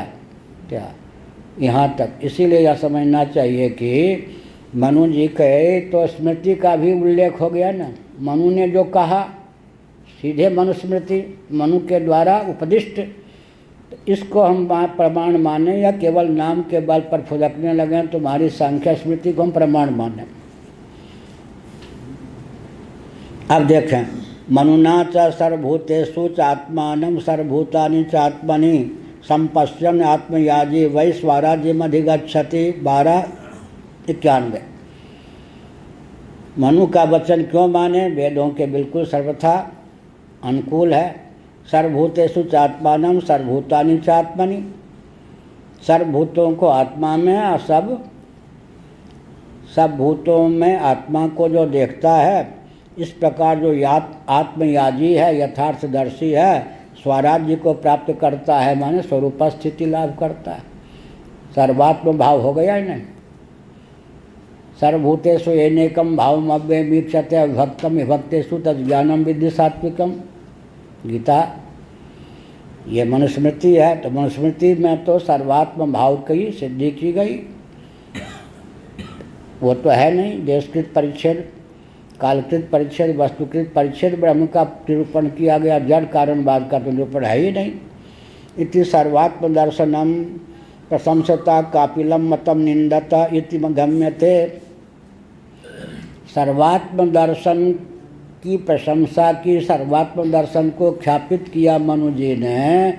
एतावता कपिल मत का नाम लेकर भी उनका निराकरण हो गया या नहीं? नाम लेकर ही खंडन करना उचित थोड़े है। सामने वाले ने जो कहा उससे विलक्षण मत की प्रस्थापना कर दी, तो बिना नाम के भी उसका खंडन हो गया या नहीं? सर्वात्म दर्शन का निरूपण कर दिया तो परिच्छिन्न आत्मवाद का और ईश्वर को जगत का निमित्त उपादान कारण न मानने वाले का निराकरण हो गया। यहाँ तो प्रकृति सर्वात्मा होगी या नहीं, वो भी नहीं होगी। प्रकृति के ज्ञान से महत्त्व से लेकर पार्थिव प्रपंच पर्यंत कार्य का ज्ञान तो हो जाएगा, लेकिन पुरुष का ज्ञान रह जाएगा। पुरुष का ज्ञान करें तो पुरुष भी एक ही नहीं है, एक तो पुरुष का भेद हो गया। दूसरी बात है कि पुरुष प्रकृति नहीं है, प्रकृति का ज्ञान रह जाएगा। प्रकृति का ज्ञान नहीं होगा तो महदादि से महत से लेकर पार्थिव प्रपंच तक सर्वात्म भाव की सिद्धि सांख्य के अनुसार होगी कैसे? ना प्रकृति के ज्ञान से। और नैयायिकों के यहाँ तो बड़ा गड़बड़ है। पृथ्वी जल तेज वायु के परमाणु से तो जल के तेज वायु परमाणु का भी नहीं ज्ञान होगा, वहाँ तो भेद की पराकाष्ठा है। जिनके यहाँ प्रकृति का परिणाम महत्त्व से लेकर पार्थिव प्रपंच पर्यंत है, अनात्म प्रपंच, उनके यहाँ भी प्रकृति का ज्ञान होने पर पुरुष का ज्ञान रह जाएगा। पुरुष का ज्ञान होने पर भी अवश्य एक पुरुष का ज्ञान होने पर शेष पुरुषों का ज्ञान रह जाएगा। सब पुरुषों का ज्ञान भी मान लो कोई तो प्रकृति का ज्ञान रह जाएगा। तो कोई ऐसा तत्व ही नहीं है जिसके ज्ञान से सर्वात्म भाव की सिद्धि हो। नारायण। कपिलो ही न सर्वात्मत्व दर्शन मनुमन्यते आत्मभेदाभ्युपगमात्। कपिल जी जहाँ ब्रह्म को नहीं मानते, प्रकृति प्रधान या अव्यक्त माया को ही जगत का निमित्त और उपादान मानते हैं, जड़ कारणवादी हैं, वहाँ उन्होंने आत्मा को स्वरूप से एक मान लिया। औपाधिक अनेकत्व अमान्य है उन्हें। इस दृष्टि से भी औपनिषद सिद्धांत के विपरीत उनका दर्शन सिद्ध होता है। परमात्मा को स्वीकार ही नहीं किया और आत्मा को स्वीकार करते हुए भी स्वरूप से भिन्न भिन्न मान लिया। इन दो हेतुओं से कपिल जी का सिद्धांत अमान्य है। श्रुति विरुद्ध अगर कोई श्रुति के नाम पर भी लिखता है, बोलता है, तो उसके लिखने को, बोलने को हम प्रामाणिक नहीं मान सकते। इसमें अपने पराये की बात नहीं है, श्रुति सिद्धांत की रक्षा की बात। मुँह देखकर मिठाई परोसना उचित नहीं। कोई कितनी भी बड़ी हस्ती हो, अगर वह शास्त्रीय सिद्धांत के अनुरूप नहीं बोलता, नहीं लिखता, तो उसको हम प्रामाणिक नहीं मान सकते। ख्याति प्राप्ति अलग चीज़ है, लेकिन सिद्धांत की रक्षा अलग चीज़ है। सिद्धांत की रक्षा हमको चाहिए। अप्रसिद्ध व्यक्ति का वचन भी अगर शास्त्र सम्मत है तो उसे मानना चाहिए। बालादपि शुकादपि कहा गया है। एक तोतली बोलने वाला बालक भी अगर तथ्य के अनुरूप बोलता है तो उसका समादर होगा। महान दिग्गज भी अगर शास्त्र सम्मत नहीं बोलता तो उसका स्वागत नहीं होगा, उसकी वाणी प्रमाण नहीं होगी। एक बहुत बड़े अनूप शहर क्षेत्र के विद्वान थे, आर्य समाजी कट्टर। कालांतर में गिरधर शर्मा चतुर्वेदी से शास्त्रार्थ में पराजित होकर सनातनी हो गए। धर्म संघ के मंच की बात। एक बार हनुमान प्रसाद पोद्दार जी ने उनको स्वर्गाश्रम बुलाया तो खूब परिचय बढ़िया दिया गया, विद्वान तो थे ही। पोद्दार जी से उन्होंने कहा तो ईश्वर का मैं खंडन करूं या मंडन? वो कांप गए पोद्दार जी। महाराज आप ईश्वर का खंडन करने के नहीं हमने बुलाया, आप ईश्वर का मंडन नहीं कीजिए। माने न उनको ईश्वर के खंडन से परहेज न मंडन से परहेज, जो करवा लो। तो ऐसा नहीं, इसलिए किसी हस्ती किसी प्रसिद्धि के आधार पर श्रुति की बलि नहीं दी जा सकती। श्रुति सिद्धांत अगर कपिल जी ने प्रतिपादित किया होता तो हम मानते।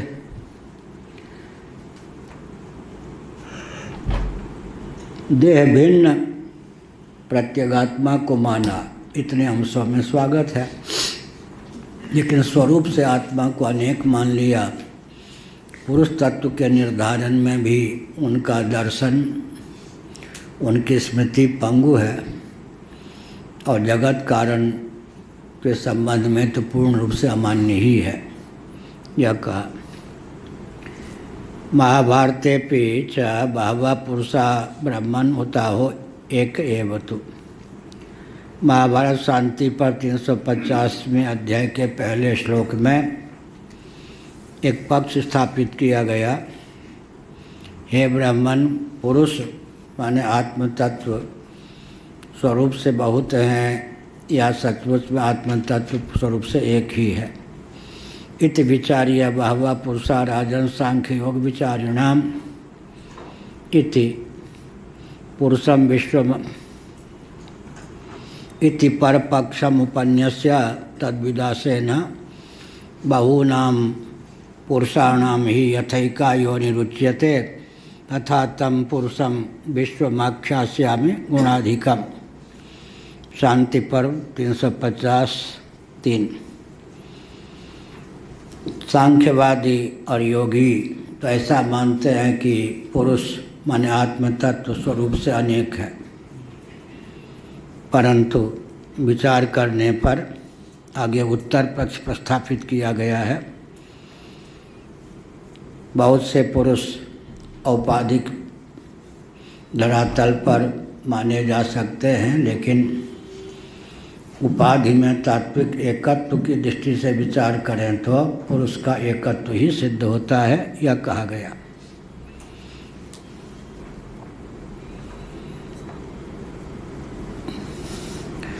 उस पुरुष की सर्वरूपता विश्वरूपता अर्थात वस्तुकृत परिच्छेद शून्यता भी सिद्ध है। यह तथ्य महाभारत में कहा गया। तो महाभारत भी वेदांत सिद्धांत के अनुरूप है, मनुस्मृति भी अनुरूप है। कापिला स्मृति तो जगत कारण को लेकर सर्वथा अमान्य है, क्योंकि विरुद्ध है। पुरुष के प्रभेद को लेकर भी वह ग्राह्य नहीं है।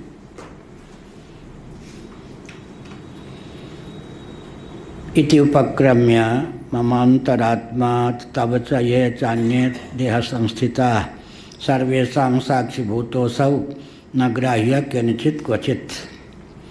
विश्वमूर्धा विश्वभुजो विश्वपादाक्षिनासिकः एकश्चरति भूतेषु स्वैरचारी यथा सुखम।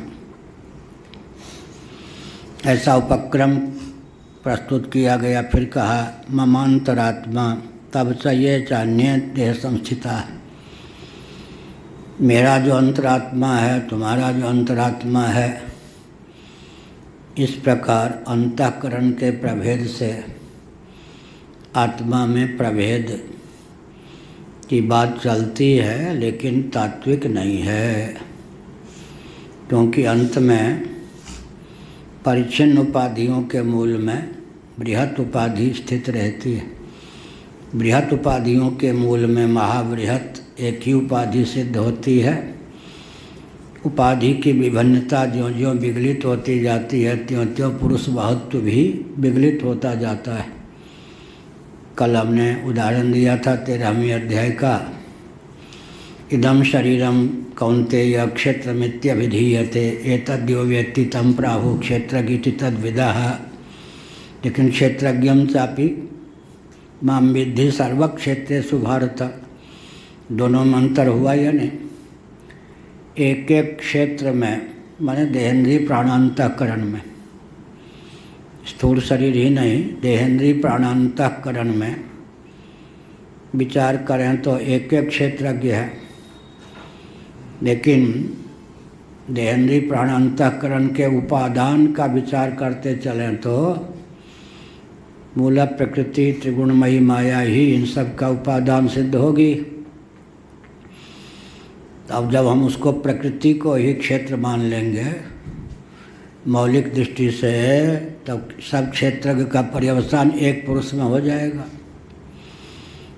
तो वहाँ पर उपाधि में एकत्व की दृष्टि से उपहित में एकत्व, उपाधि में अनेकत्व की दृष्टि से उपहित में अनेकत्व, यह एक विचार है। स्वप्न का भी कल उदाहरण हमने दिया कि स्वप्न में हमको 1 लाख प्राणियों का शरीर दिखाई पड़े तो 1 लाख जीव तो हो ही गए क्या? तो देह भेद से, लेकिन विचार करके देखें समग्र स्वप्न प्रपंच का जो साक्षी है वो एक है या अनेक? 1 लाख जीव का पर्यवसान एक आत्मा में हो गया या नहीं?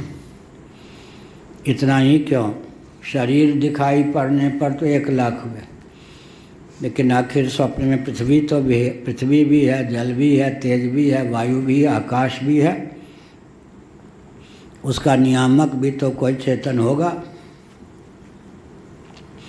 अब पृथ्वी की दृष्टि से पृथ्वी का नियामक एक, जल का नियामक एक, तेज का नियामक एक, वायु का नियामक एक, आकाश का नियामक एक। यहाँ पर 5 नियामक हो गए। पृथ्वी है तो समष्टि, लेकिन आखिर पृथ्वी जल तेज वायु आकाश में भेद मानेंगे तो फिर पंचदेव की कल्पना करनी ही पड़ेगी। पृथ्वी के नियामक के रूप में एक देव, जल के नियामक के रूप में एक देव, तेज के नियामक के रूप में एक देव, वायु के नियामक के रूप में एक देव, आकाश के नियामक के रूप में एक देव, पंचदेव की कल्पना करनी पड़ेगी। एक एक शरीर की बात नहीं, पंचभूतों को लेकर भी पृथ्वी का संचालक चेतन, जल का 5 चेतन सिद्ध हो जाएगा। लेकिन 5 भूतों का उद्गम स्थान यदि हम तत्व को मान लेंगे तब माने स्थूल पंचभूत का पर्यवसान सूक्ष्म में, सूक्ष्म का पर्यवसान अहम तत्व में, उस अहम तत्व का जो नियामक होगा वो फिर एक होगा या अनेक? फिर उस अहम तत्व को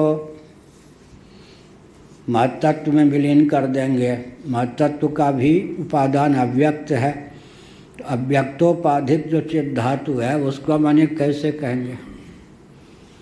इस प्रकार से उपाधि की भिन्नता से उपहित में भिन्नता का उपचार होता है। इस तथ्य का जिनको ज्ञान नहीं है एक एक उपाधि में ही संलग्न होते हैं। उदाहरण के लिए जागृत का साक्षी, स्वप्न का साक्षी, सुषुप्ति का साक्षी और तीनों अवस्थाओं का साक्षी एक होगा या नहीं? प्रतिविज्ञा के बल पर जो मैं कल जगा था, आज रात्रि में मैंने ऐसा स्वप्न देखा, वही मैंने सुषुप्ति का आस्वादन किया, वही मैं अब जग रहा हूँ।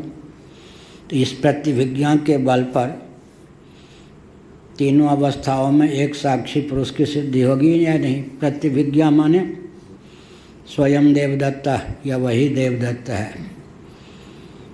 परस्पर पर्यायवाची शब्द का प्रयोग हो या पर्यायवाची अपर्यायवाची, सह और अयम अपर्याय एक विभक्तिक है, एकार्थनिष्ठ है देवदत्त को लेकर।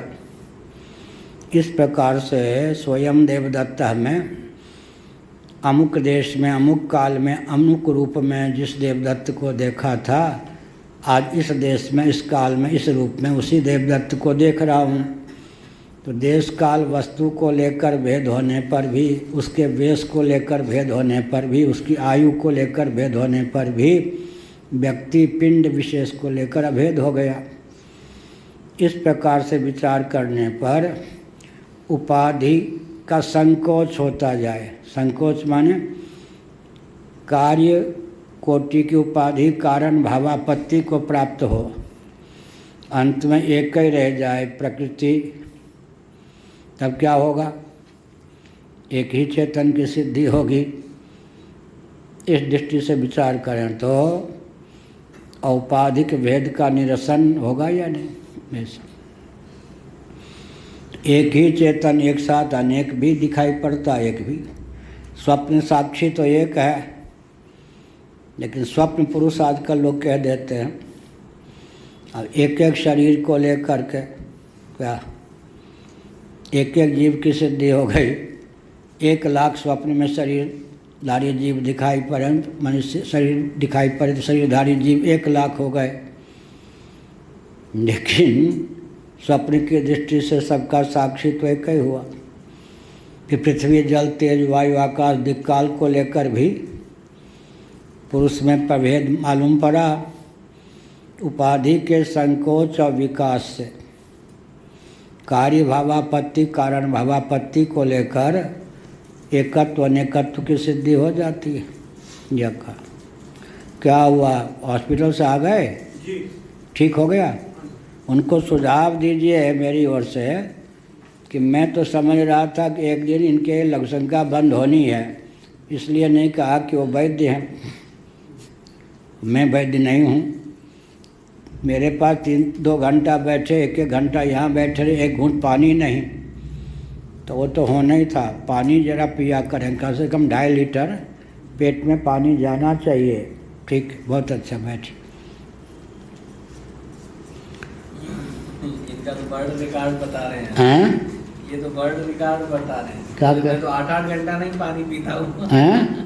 मैं तो 8-8 घंटे पानी नहीं पीता। 8 घंटे? 8 घंटे? 8 घंटे। प्राण शक्ति दुर्बल हो जाएगी। प्राण का पोषण किससे होता है? छांदोग्योपनिषद अनुसार पानी से। अत्यंत प्यास लगना जैसे हमें है यहाँ आकर, वो भी बीमारी। अब प्यास न लगना भविष्य में भयंकर रोग का रूप धारण करता है। इसको सिद्धि नहीं माननी चाहिए, इसको भी रोग मानना चाहिए। हाँ, बहुत से रोग ही सिद्धि हो जाए। पूज्य गुरुदेव कहते थे, ओ भाई वो बीच में जो आ गया ना पाठक का डिलीट कर देना। नपुंसक को काम विजयी कहेंगे क्या? पूज्य गुरुदेव कहते भाई नपुंसक को काम विजयी नहीं कहा जा सकता है ना, तो उसको काम विजयी नहीं कहा जा सकता। तो फिर सार क्या निकला? प्यास न लगना, प्यास न लगना भी बीमारी है, ज़्यादा लगना भी बीमारी है। तो जिसको प्यास नहीं लगती कहेंगे ये बड़े स्वस्थ हैं भाई, 5-5 घंटा इनको प्यास लगती ही नहीं। ठीक है, कभी चपेट में पड़ जाएंगे। तो इनको सर्दी सहन नहीं होती, तो वायु के द्वारा जो शरीर में जल प्रविष्ट होता है उससे इनकी प्यास तृप्त हो जाती है। लो समझ गए? पानी तो पीते हैं, इनको नहीं मालूम। शरीर पानी पीता है, मुँह से नहीं पानी पीते, ये सिद्ध हैं। सबकी वकालत भी करनी चाहिए भाई। आजकल कोई भी नाराज हो जाए तो फिर एक बार चुटकी ले लो, एक बार प्रशंसा कर दो, समझ न पावे कि निंदा है प्रशंसा। नहीं होता है, ये वैज्ञानिक ढंग है। एक बार संतरा का रस पाप पी लें सर्दी में, बस 2 महीना देखिए क्या हालत है, खांसते रहेंगे। एक बार हो गया। हम माघ महीने में भी संतरा का रस पीते हैं, ये अंदर इतनी भट्ठी है गर्मी। ये जो वायु में जल का अंश होता है ना, वो वायु लगने से क्या होता है, इनका पूरा शरीर जो है जिह्वा है, उससे जो यही आएगा आगे। सर्वथा पाणिपादम से पाठ के अनुकूल है, ये दृष्टांत है। पूरा शरीर जो है वो जिह्वा है, जितने रोमकूप हैं वायु के माध्यम से जो जल पहुंच जाता है शरीर में, तो पहुंचता है ना, तो रोम रोम में जल है, रोम रोम में जिह्वा है, तो पानी पीने की क्या आवश्यकता है। अब हो गया वेदांत पाठ। ठीक है, पीना चाहिए। कुछ गुरुदेव भी 8-8 घंटे तक नहीं पीते थे, पाते भी चाहते थे, नमक पाते थे न, प्यास लगे भी कैसे।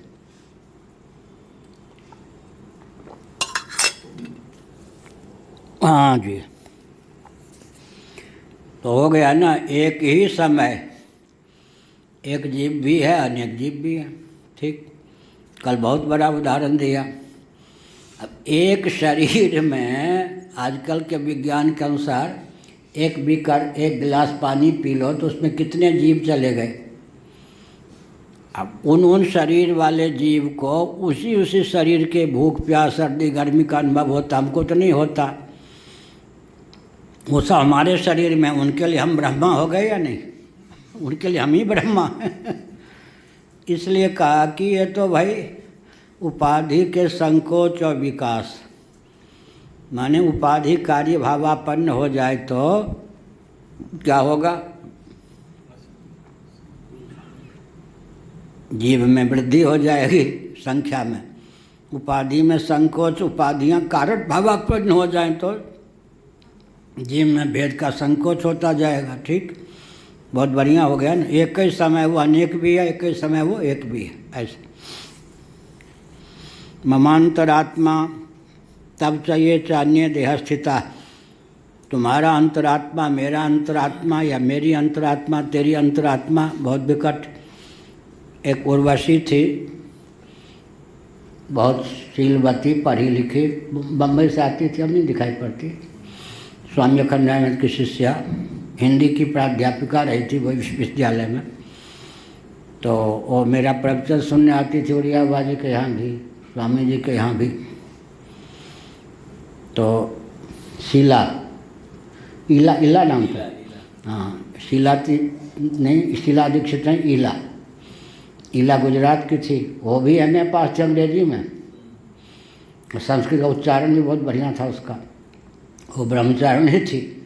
उसे कहे कि दंडी स्वामी सब गलत बोलते हैं, इनको स्त्रीलिंग पुल्लिंग का ध्यान ही नहीं। वो आधुनिक हिंदी के अनुसार तो ठीक ही है। तो वो इला को कैसे पचे? आप लोगों को छोड़कर युधिष्ठिर जी का शाप है देवियों को, तुम्हें बात नहीं पचेगी। युधिष्ठिर जी का शाप है, मेरा नहीं। माता ने कहा, बेटा कर्ण के लिए भी गंगा जल दे दो। चौंक गए युधिष्ठिर। सूत कुल में पला हुआ पर्ण, हमारा दुश्मन, किस गोत्र के आधार पर, किस नियम के आधार पर उसे जल दूं? तुम्हारा अग्रज था, बड़ा भाई था। अब ये चीज़ तो भीष्म जी को मालूम, विदुर जी को मालूम, श्री कृष्ण को मालूम, 5 पांडवों को कहाँ मालूम, सूर्य जी को मालूम। ओहो, जब जब मेरा ध्यान कर्ण के पाँव की ओर जाता था तो मैं चौंक जाता कि मेरी माँ के पाँव की बनावट, इनके पाँव की बनावट एक, रहस्य नहीं समझ में आता था। ओहो, हमने अपने भाई को ही मार दिया। पहले अगर बताया होता तो हम किसी न किसी ढंग से अपने भाई को अपना लेते, उन्हीं को राजा बनाते। भगवान श्री कृष्ण ने तो कह दिया था, जब मैं युधिष्ठिर को बता दूंगा तुम्हारे बड़े भाई अर्जुन की ओर से युद्ध करो, युधिष्ठिर की ओर से तुम्हें राज्य दे देंगे युधिष्ठिर। उन्होंने कहा अब नहीं, जो होना है होने दीजिए, हमको मरने दीजिए, पांडव राज्य करें। कहिएगा मत पांडवों को कि मैं उनका बड़ा भाई हूँ। कर्ण को तो मालूम था। तब उन्होंने शाप दे दिया, आज से मेरा शाप सार्वजनिक संविधान बन जाए। हाँ, जब हम लिखेंगे संविधान पर तो वहाँ पार्लियामेंट में संशोधन की आवश्यकता नहीं। एक ऋषि ने कुछ कह दिया, वरदान या शाप, वो संविधान हो जाता था, क्योंकि लागू हो जाता था। आज से मैं शाप देता हूँ, देवियों को कोई बात पचेगी नहीं। एक को सुना दो, 10 तक पहुँची जाएगी, यहाँ के व्यक्तियों को छोड़ के। ये हुआ सर्वेशम साक्ष। हाँ, तो वो कहती थी तो हमने को पता लग गया। इला ने कहा कि वो तो बहुत बहिर्मुख है, वो आपके प्रवचन की आलोचना करती रहती है। तो हमको फिर प्रवचन में हमने कहा आत्मा स्त्रीलिंग, लेकिन परमात्मा पुल्लिंग, महात्मा पुल्लिंग, क्या जीवात्मा पुल्लिंग, आत्मा ने क्या बिगाड़ा कि आत्मा स्त्रीलिंग? ये तो हिंदी की अपनी है चाल। क्या कलम स्त्रीलिंग है या पुल्लिंग? फारसी का शब्द है, वहाँ पुल्लिंग है, हम लोग हिंदी में कलम को स्त्रीलिंग कहते हैं। तो हिंदी व्याकरण के अनुसार बिल्कुल आत्मा का स्त्रीलिंग में प्रयोग करना चाहिए, पर संस्कृत का अभ्यास जिनको है वो सब के सब आत्मा का पुल्लिंग में ही प्रयोग करते हैं। हमें भी पूर्व जन्म का संस्कार यही है। हमारी हिंदी में त्रुटि पकड़नी हो, बहुत बड़ी त्रुटि पकड़ सकते हैं आजकल कोई। पूर्व जन्म का संस्कार है कि दो के लिए मैं एक बहुवचन नहीं बोलता न लिखता हूँ। फिर कोई ध्यान दिलावे कि यहाँ द्विवचन है तो हम मुस्कुरा देते हैं। पूर्व जन्म का अभ्यास है। संस्कृत में क्या होता है, 3 से बहुवचन प्रारंभ होता है। अंग्रेजी में क्या सिंगुलर प्लूरल, हिंदी में क्या एक वचन बहुवचन। तो पूर्व जन्म का अभ्यास है कि 2 के लिए मैं लिखता भी बोलता भी हूँ, बहुवचन में नहीं। जानता हूँ हिंदी व्याकरण में बहुत मजबूत है, कभी अंग्रेजी व्याकरण भी मेरे बहुत मजबूत, ग्रामर अब भूल भाल गया, अंग्रेजी व्याकरण में लोग पार नहीं पाते थे, लेकिन हिंदी व्याकरण भी बहुत मजबूत है। फिर भी तो हमने कहा कि हम लोग, हमारे पूज्य गुरुदेव भी आत्मा शब्द का पुल्लिंग में ही प्रयोग करते हैं। तो अब हिंदी की नकल हम क्या करेंगे? कहीं कहीं हंसी हो जाए, धर्म का जय हो, संस्कृत के हिसाब से होना चाहिए। अगर हम बोल दें धर्म का जय हो तो कोई कहे उड़िया होगा या बंगाली होगा। तो कहीं कहीं तो हम लोग हिंदी व्याकरण का अनुगमन करते हैं, कहीं संस्कृत का। तो नए श्रोता को तो उठपटांग लगेगा ही, धर्म का जय हो, तो सब सोचेंगे कहाँ के आ गए ये क्या। तो कहीं कहीं हम लोग आधा तीतर आधा बटेर, अब अग्नि आग सब स्त्रीलिंग में दे देते हैं। तो चलो आगे। श्रृंगेरी के शंकराचार्य कहते थे, ब्रह्मचारी तुम बच्चे हो, तुम्हारे सामने मैं हिंदी बोलता हूँ, अभी कोई आ जाए ना यूपी आदि का व्यक्ति, संस्कृत में बोलूँगा, मैं हिंदी जानता हूँ। हमने कहा फिर संस्कृत में क्यों बोलते हैं? टांग में स्त्रीलिंग, पीठ में स्त्रीलिंग, कहाँ स्त्रीलिंग बैठ गई, कहाँ पुल्लिंग बैठ गया, कहाँ नपुंसकलिंग, मर जाऊँगा। वो कहेगा शंकराचार्य होकर हिंदी नहीं बोल पाते, तो मूर्ख सिद्ध ना हो, इसलिए मैं संस्कृत में बोलता हूँ। वो तो मूर्ख सिद्ध हो जाएगा कि हमारी बात नहीं समझे।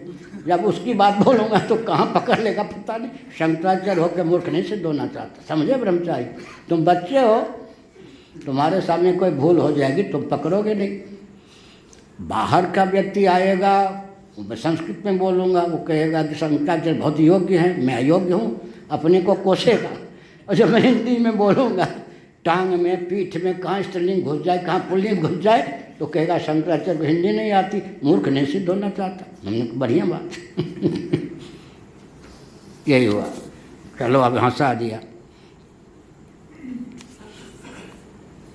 विश्वमूर्धा विश्वभुजो, वही कहा सर्वेशम साक्षीभूतो सब न ग्राह्य केनचित क्वचित। अब देखिए विराट का विश्वमूर्धा विश्वभुजो विश्वपादाक्षि नासिका एकश्चरति भूतेषु स्वैरचारी यथा सुखम। स्वैरचारी माने अप्रत्याहत गति है, यथा सुख माने मौज मस्ती पूर्वक बेरोक टोक।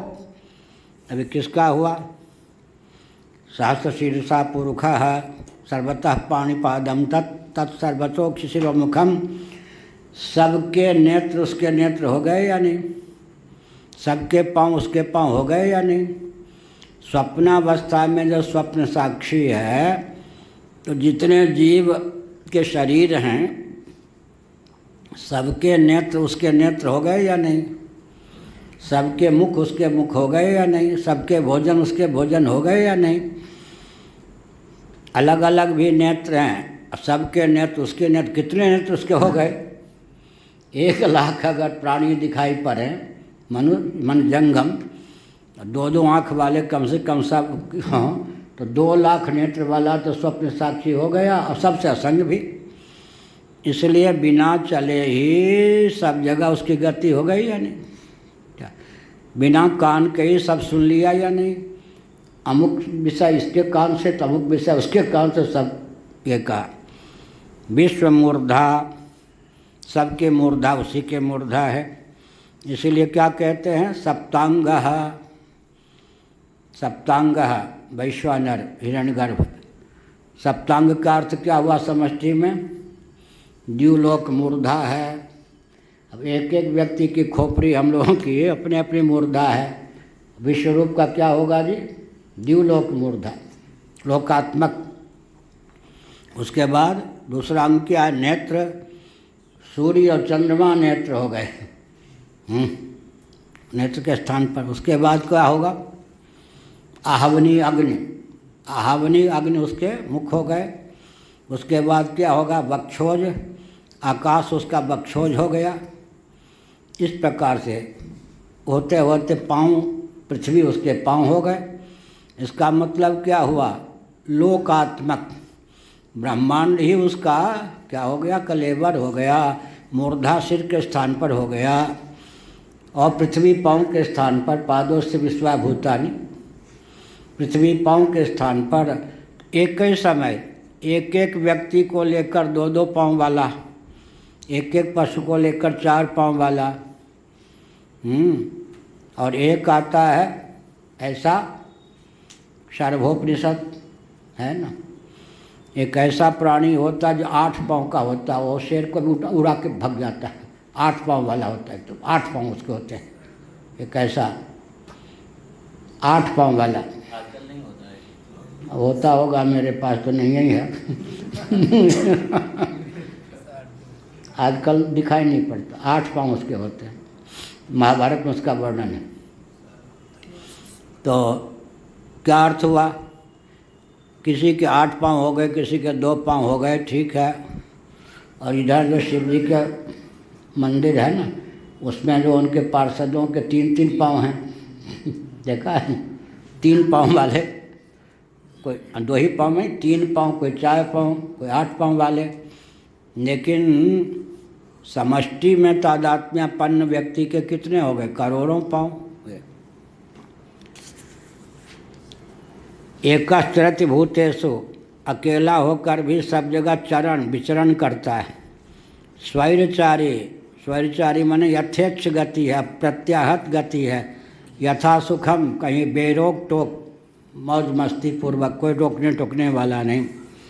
इति सर्वात्मतैव निर्धारिता, इस प्रकार महाभारत में पुरुष के सर्वात्मत्व का ही निर्धारण किया गया है। इसको अभ्यास करना चाहिए ना। क्या बहुत बड़ा बल। 10 व्यक्ति भी ऐसे हो जाएं तो 10 करोड़ आदित्य वाहिनी की जरूरत नहीं, 10 व्यक्ति ही पर्याप्त।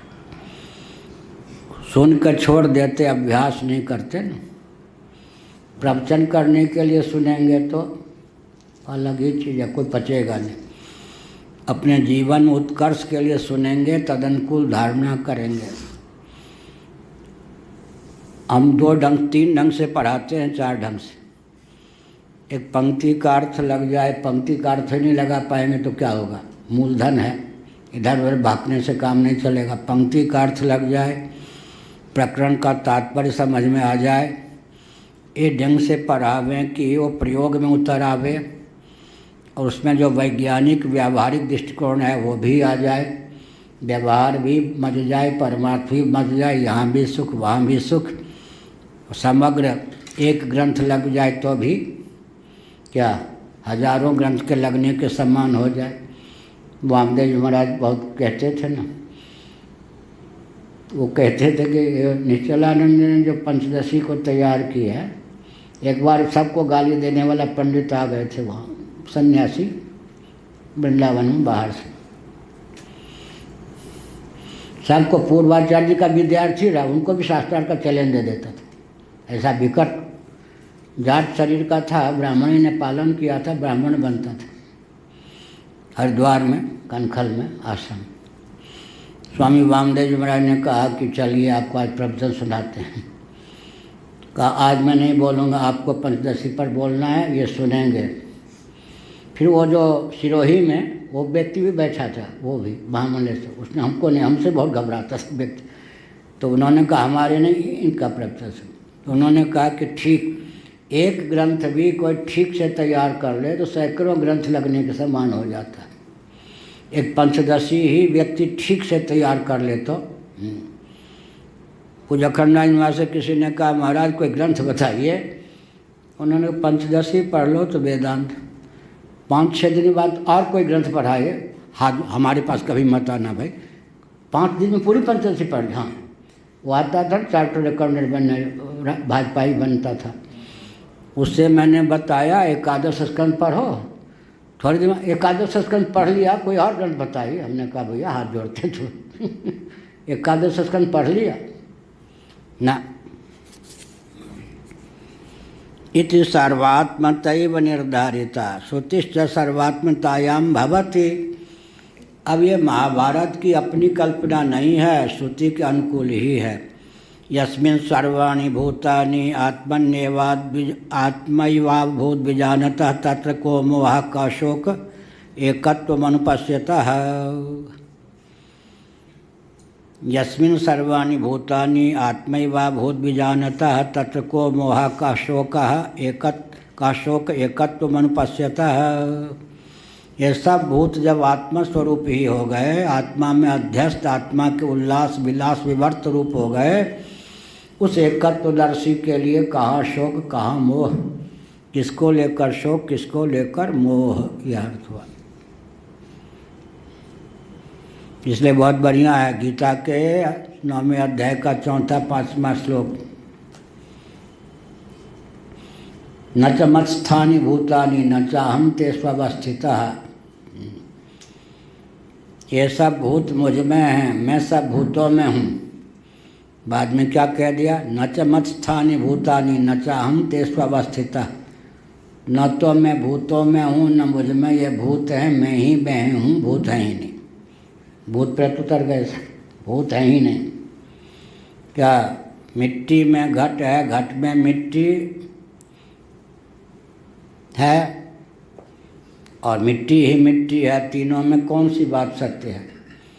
मिट्टी में घटादी हैं, घटादी में मिट्टी, पहले ये समझें, मिट्टी ही मिट्टी, घटादी नहीं ही, तीनों बात ठीक है या नहीं। मिट्टी में घटादी हैं सत्कार्यवाद, घटादी में मिट्टी अनुगतिवाद। मिट्टी ही मिट्टी न कि घटादी। टटोलने चलें तो मिट्टी को टोटली माइनस कर दें, काट दें तो घट हाथ लगेगा क्या। ऐसे ही न च मत्स्थानि भूतानि, न तो मुझ में भूत हैं न मैं उनमें हूँ। पहले क्या कहा, ये सब भूत मुझ में हैं, इन सब भूतों में मैं हूँ। यह दृष्टि जब पक जाए तब क्या हो, न ये भूत मुझ में है न मैं इन भूतों में हूँ। एक बार परम श्रद्धेय माधवाश्रम जी महाभाग ब्रह्मलीन आजकल कहना पड़ता है, 2 साल आयु में छोटे ही थे वो, बहुत अच्छे थे, निंदा नहीं कर रहा, लेकिन व्याकरण आदि के बहुत बड़े मूर्धन्य गढ़वाल परंपरा के कोई विद्वान जिनका नाम मैंने नहीं सुना था, 7 नंबर कोठी दिल्ली में मेरे पास भेज दिया कि वो शंकराचार्य बने हैं, जब परीक्षा लीजिए। पंडित लेकिन अच्छे थे, सभ्य थे। आप थे उस समय या नहीं ऊपर? हाँ। कुछ पूछा उन्होंने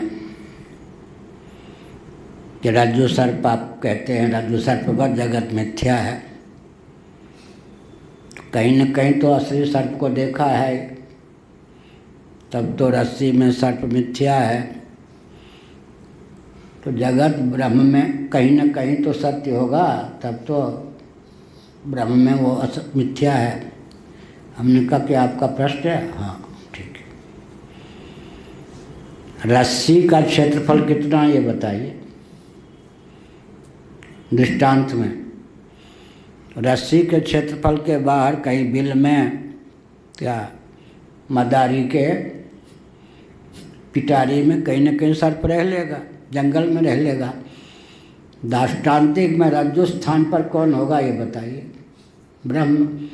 उसके बाहर कोई क्षेत्र होगा, उससे पृथक कोई क्षेत्र होगा, तो जगत कहाँ रहेगा जो यहाँ पर प्रतीत होगा? असली जगत होगा कहाँ ये तो बताइए, उसको कोई ठौर ठिकाना मिलेगा? तब उन्होंने कहा हमको आपसे सीखना चाहिए। फिर ये हुआ। इसका मतलब रस्सी के अंदर सर्प है या सर्प के अंदर रस्सी के अंदर सर्प है या रस्सी के बाहर? रस्सी में जब सर्प दिखता है तो रस्सी के अंदर है या बाहर? भृगु जी क्यों? रस्सी के अंदर तो बिल में जैसे सांप रहता वैसे तो नहीं, या बाहर तो होने से रहा। सम्मुख देश में, सम्मुख वस्तु में दिखते हैं। तो रस्सी के अंदर रज्जु सर्प जब कहते हैं तो न तो रस्सी के अंदर है न बाहर, रज्जु घन ही सर्प के रूप में परिलक्षित होता है। आकाश के अंदर पृथ्वी जल तेज वायु रह सकते हैं क्योंकि आकाश पोला है। ब्रह्म के अंदर जगत रहेगा तो ब्रह्म पोला सिद्ध होगा। और निरत स्वयं यद बृहत तद ब्रह्म, ब्रह्म के बाहर तो होने से रहा। तो जगत ब्रह्म के अंदर है या बाहर? नहीं मिलाने से क्या, वो से बोलोगे। जगत ब्रह्म के अंदर है बाहर? हाँ, ब्रह्म घन ही जगदाकार परिलक्षित हो रहा है। मिट्टी के अंदर घट है या बाहर?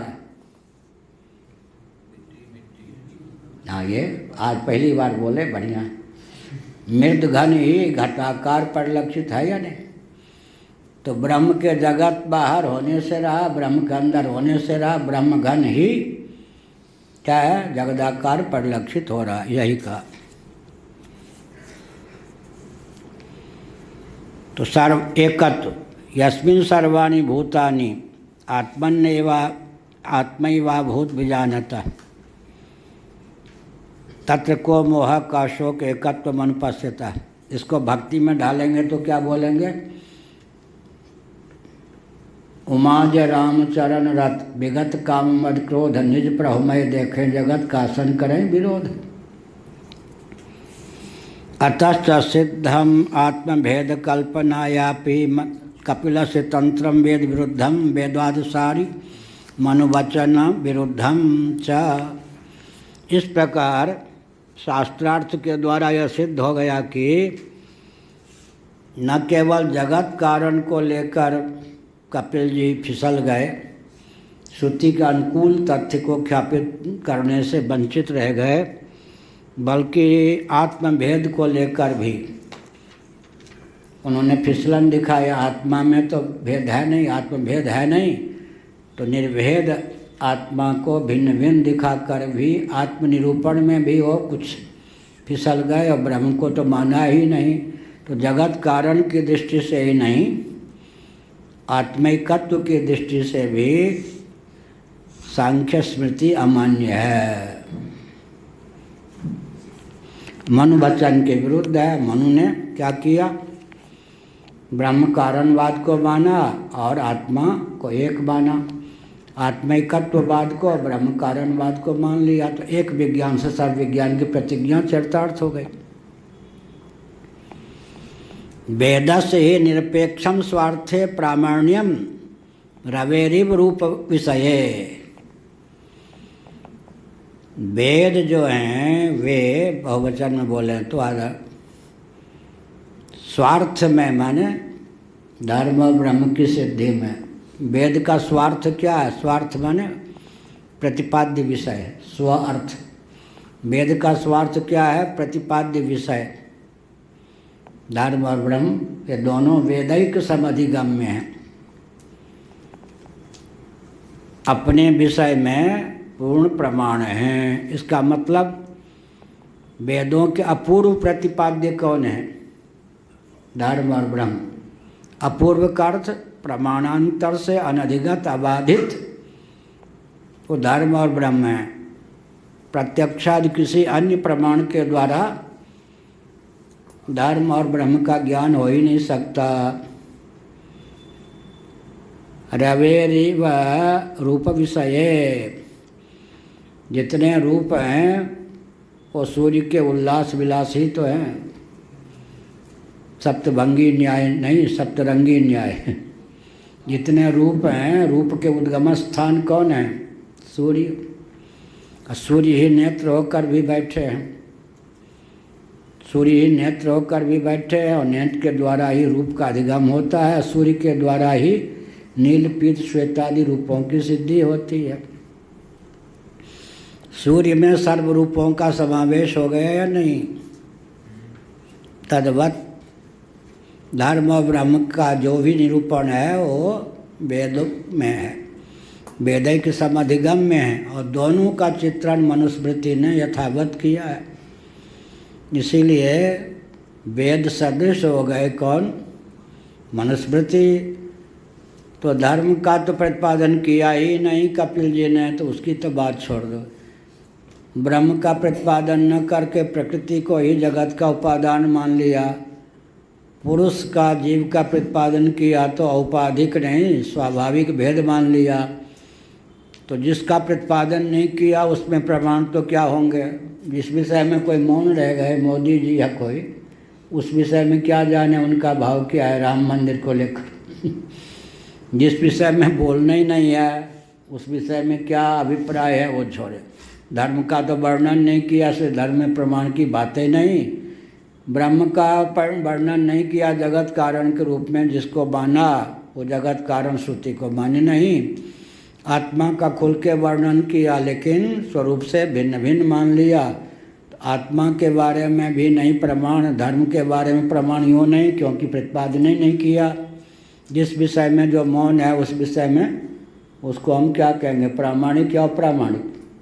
जिस विषय में जो मौन है उस विषय में प्रामाणिक और अप्रामाणिक कहने की कोई जरूरत ही नहीं। वो तो विषय ही नहीं छुआ, धर्म को छुआ नहीं, ब्रह्म को माना नहीं। ब्रह्म के स्थान पर जिसको ले आए उसमें जगत कारण होने की क्षमता नहीं, वो श्रुति सम्मत नहीं। एतावता अपना बंटा ढार करवा लिया। अब जो वेद विरुद्ध सिद्ध हो गई सांख्य स्मृति, तो हम क्या करें? वेद विरुद्ध तथ्य को तो क्या वेद विरुद्ध सिद्धांत को प्रस्थापित करने के कारण हम सांख्य स्मृति के रचयिता कपिल जी के भक्त कैसे हो सकते हैं? फिर कपिल का अर्थ हम क्या करेंगे? सुमुखश्च दंतश्च कपिलो गजकर्ण का हमको न माने गणेश जी का वर्णन है। मानतिकार कहेंगे अरे कपिल का अर्थ ही कुछ और कर देंगे। फिर वो कपिल हमारे अनुकूल नहीं बैठते, तो कपिल का अर्थ यही कपिल कैसे मानोगे? सुमुखश्च दंतश्च कपिलो गजकर्ण का गणेश जी हमारे हैं, गणेश जी का वर्णन है, गणेश स्मृति गणेश पुराण देख लो। ठीक है, ब्रह्म के अनुकूल है, वेद के अनुकूल है। कपिल का अर्थ हम फिर गणेश जी क्यों न करें? या वासुदेव माने विष्णु का अवतार क्यों न करें? तुम्हारे कपिल को में क्या लगा है कि हम सिद्ध कर दें यही कपिल हमारे हैं? हमारे नहीं, तुम्हारे घर के कपिल। पुरुष वचसाम तो मूलांतरापेक्षम भक्ति स्मृति व्यवहितम चेति विप्रकर्षः। बहुत अच्छा कहा। पुरुष वचसाम तो मूलांतरापेक्षम, पुरुष के वचन माने जीव के जो भी वचन होते हैं वो क्या होते हैं? मूल के सापेक्ष, मूल सापेक्ष, श्रुति पर निर्भर। श्रुति सम्मत है तब मान्य है, श्रुति असम्मत है तो भगवान भी बोलेंगे, भगवान मान लेंगे, उनका वचन नहीं मानेंगे। क्या जय निंदत निंदित भय विदित बौद्ध अवतार, तुलसीदास जी ने बहुत बढ़िया कह दिया। हम बुद्ध को ब्राह्मण कुल में उत्पन्न भगवान श्रीमन नारायण ने बौद्धावतार धारण किया। बौद्धावतारे पढ़ेंगे संकल्प में, बुद्ध को भगवान मान लेंगे, बुद्ध की वाणी को नहीं मानेंगे। प्रयोजन वसात उन्होंने वेद की निंदा की,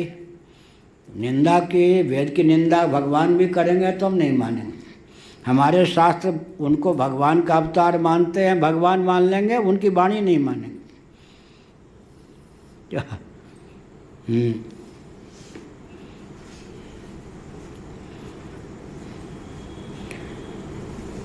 भक्ति स्मृति व्यवहितम चेति विप्रकर्षः। अब प्रश्न उठता है कि भ्रम प्रमाद करुणा पाटव विप्रलिप्सादि दोष सम्मत दोष युक्त पुरुष वचन की संभावना है। भ्रम क्या भ्रम होता है या नहीं? एक व्यक्ति करुणा पाटव, कारण में अपटुता, एक व्यक्ति को भेजा, कौन? श्याम सुंदर वाजपेयी जी ने मेरे पास बरेली से ग्रंथ छपा था वेदार्थ कल्पद्रुम, पूज्य गुरुदेव के वेदार्थ पारिजात का खंडन। वो ग्रंथ मुझे चाहिए था, उसका खंडन मुझे करना था। महाराज ने आज्ञा दी थी तुम खंडन करो, तो वाजपेयी जी ने भेजा। जिसको भेजा वो तिब्बिया कॉलेज में पहले प्रोफेसर रहे होंगे। उनको कहा कि मुझसे नाराज रहते हैं दंडी स्वामी मेरे लिए, तो मेरी निंदा उंदा करें तो कोई चिंता मत कीजिएगा, पर ये ग्रंथ मेरी ओर से दे दीजिएगा। हमको किसी ने कहा था कि बद्रीनाथ में तप्त कुंड में नहाते समय चक्रा गए, वाजपेयी जी गिर पड़े। किसी ने कहा था। हमने कहा कि वाजपेयी जी स्वस्थ हैं। क्या कहते हो? वाजपेयी जी दुष्ट हैं? हमने कहा रे राम राम। मैंने कहा स्वस्थ हैं, उन्होंने कहा वो मन में ले आए थे कि वाजपेयी जी को गाली दिए बिना ये नहीं रहेंगे। हमने कहा वाजपेयी जी स्वस्थ हैं, क्या कहते हैं? दंडी स्वामी होकर आप कहते हैं वाजपेयी जी दुष्ट हैं। हमने और जोर से कहा हम कह रहे स्वस्थ हैं।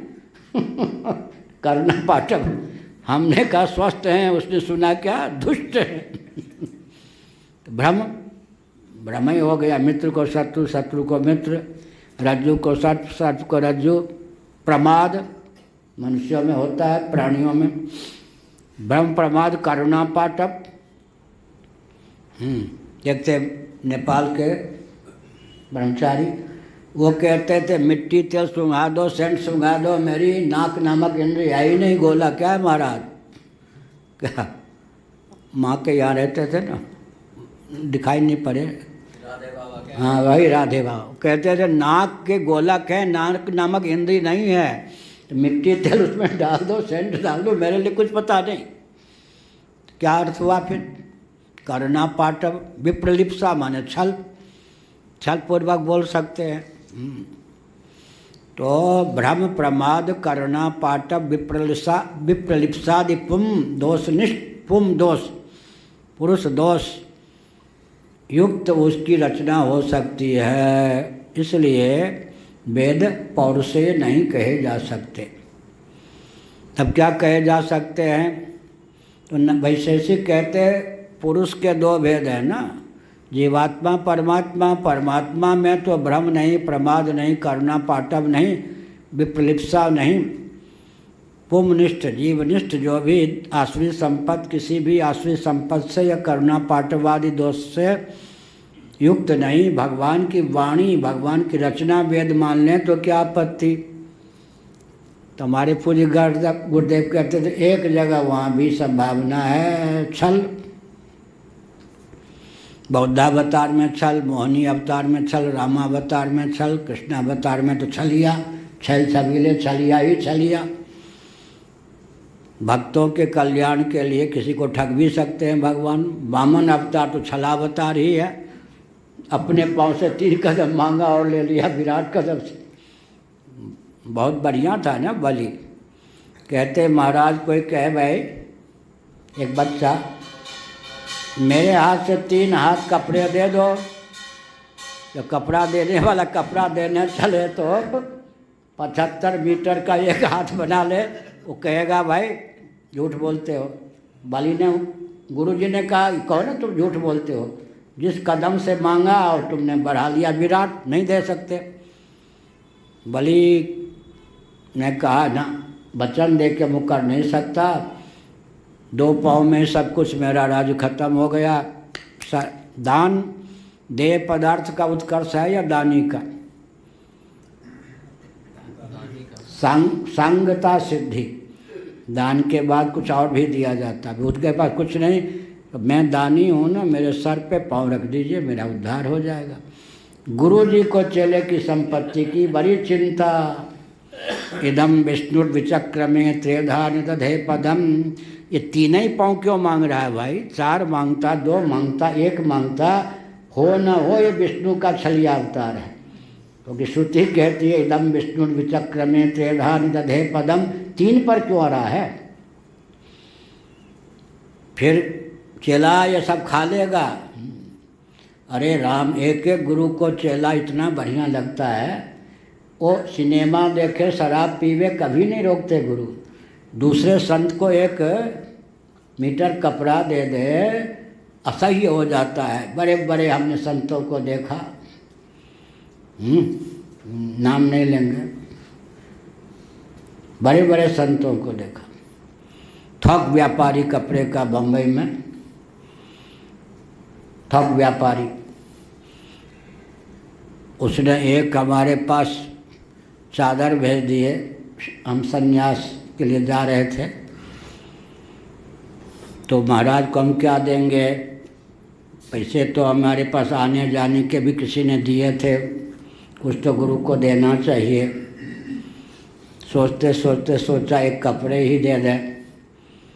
तो जिसके यहाँ 1 महीने रहे थे, राम सुखदास जी या कोई और संत रहे होंगे साथ में उसको हमने हृदय को पत्थर बनाकर लिखा संन्यास।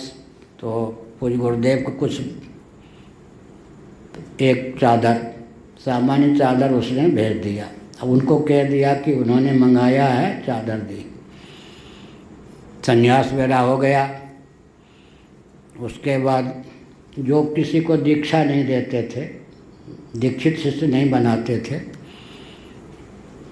जैसे कि पथमेरा वाले, गीता प्रेस का ये नियम है, उन्होंने मुझको कहा मेरे भगत से 1 चादर मंगवाई गई थी ना, इसलिए दंड छोड़ करके मेरा अनुगत्य स्वीकार किया जाए, कहलवाया। वही जो आश्रम बहुत बड़ा है ना वृंदावन। हमने कहा अच्छा, 1 चादर की फीस इतनी बड़ी। अब गुरुदेव को मैंने दिया। देखो महापुरुष कितने होते हैं दिव्यदर्शी। मुस्कुरा के उन्होंने मुझे दे दिए, वो भी नहीं लिया महाराज ने, नाराज हो के नहीं, उनको क्या चाहिए थे। हमने सोचा किसको दे, सुखानंद जी को हमने दे दिया। उस बनी सेठ ने कहा होगा उधर, उन्होंने कहलवाया कि दंड वंड छोड़कर मेरा अनुगत्य हो और कल्याण का संपादक बना देंगे हम। हमने सोचा अरे राम, चेला चपाटी, सिनेमा देखे, कुछ खाए पिए, गुरु को कोई चिंता नहीं। दूसरे संत को 1 कपड़ा दे दे तो लगता है कि बंटा ढार हो गया। शुक्राचार्य जी ने मना किया, बलि ने नहीं माना तो शंख कि छेद में घुस गए। भगवान रुक गया जल। भगवान ने कहा जरा क्या कुछ के उसे कर दो ऐसे। एक अंधा, एक आँख ही खराब कर लिया। चेले की संपत्ति कहीं दूसरे जगह नहीं जानी चाहिए, समझ गया। ये शुक्राचार्य जी का ये आग्रह। तो आजकल के बाबा कैसे सहेंगे? कोई उनका चेलवा किसी को 1 आम भी दे दे ना, इसीलिए कहा हो गया। इसीलिए तस्माद् वेद विरुद्धे विषय स्मृति अनवकाश प्रसंगो न दोषा। जबकि बात ऐसी है, इसलिए वेद विरुद्ध जब कोई बात कोई कहे, वेद विरुद्ध विषय का प्रतिपादन करने वाली स्मृति अगर सार्थक ना हो तो हमें कोई सरदर्द नहीं। हम तो वेद सम्मत जिसकी वाणी होगी उसको मानेंगे। व्यक्तित्व को देखकर, ग्रंथ के डील डॉल को देखकर हम कभी झुकते नहीं। हम तो विषय, अगर वेद सम्मत विषय का प्रतिपादन सांख्य स्मृति में होता है तो अवश्य मानते। नारायण, हाथ दुखता नहीं आपका? 2 घंटे ऐसे रहते हो, हिंदी तो नहीं समझते, फिर आस्तिकता बहुत है। ठीक। ओम पूर्णमदः पूर्णमिदं पूर्णात् पूर्णमुदच्यते पूर्णस्य पूर्णमादाय पूर्णमेवावशिष्यते। ओम शांति शांति शांति।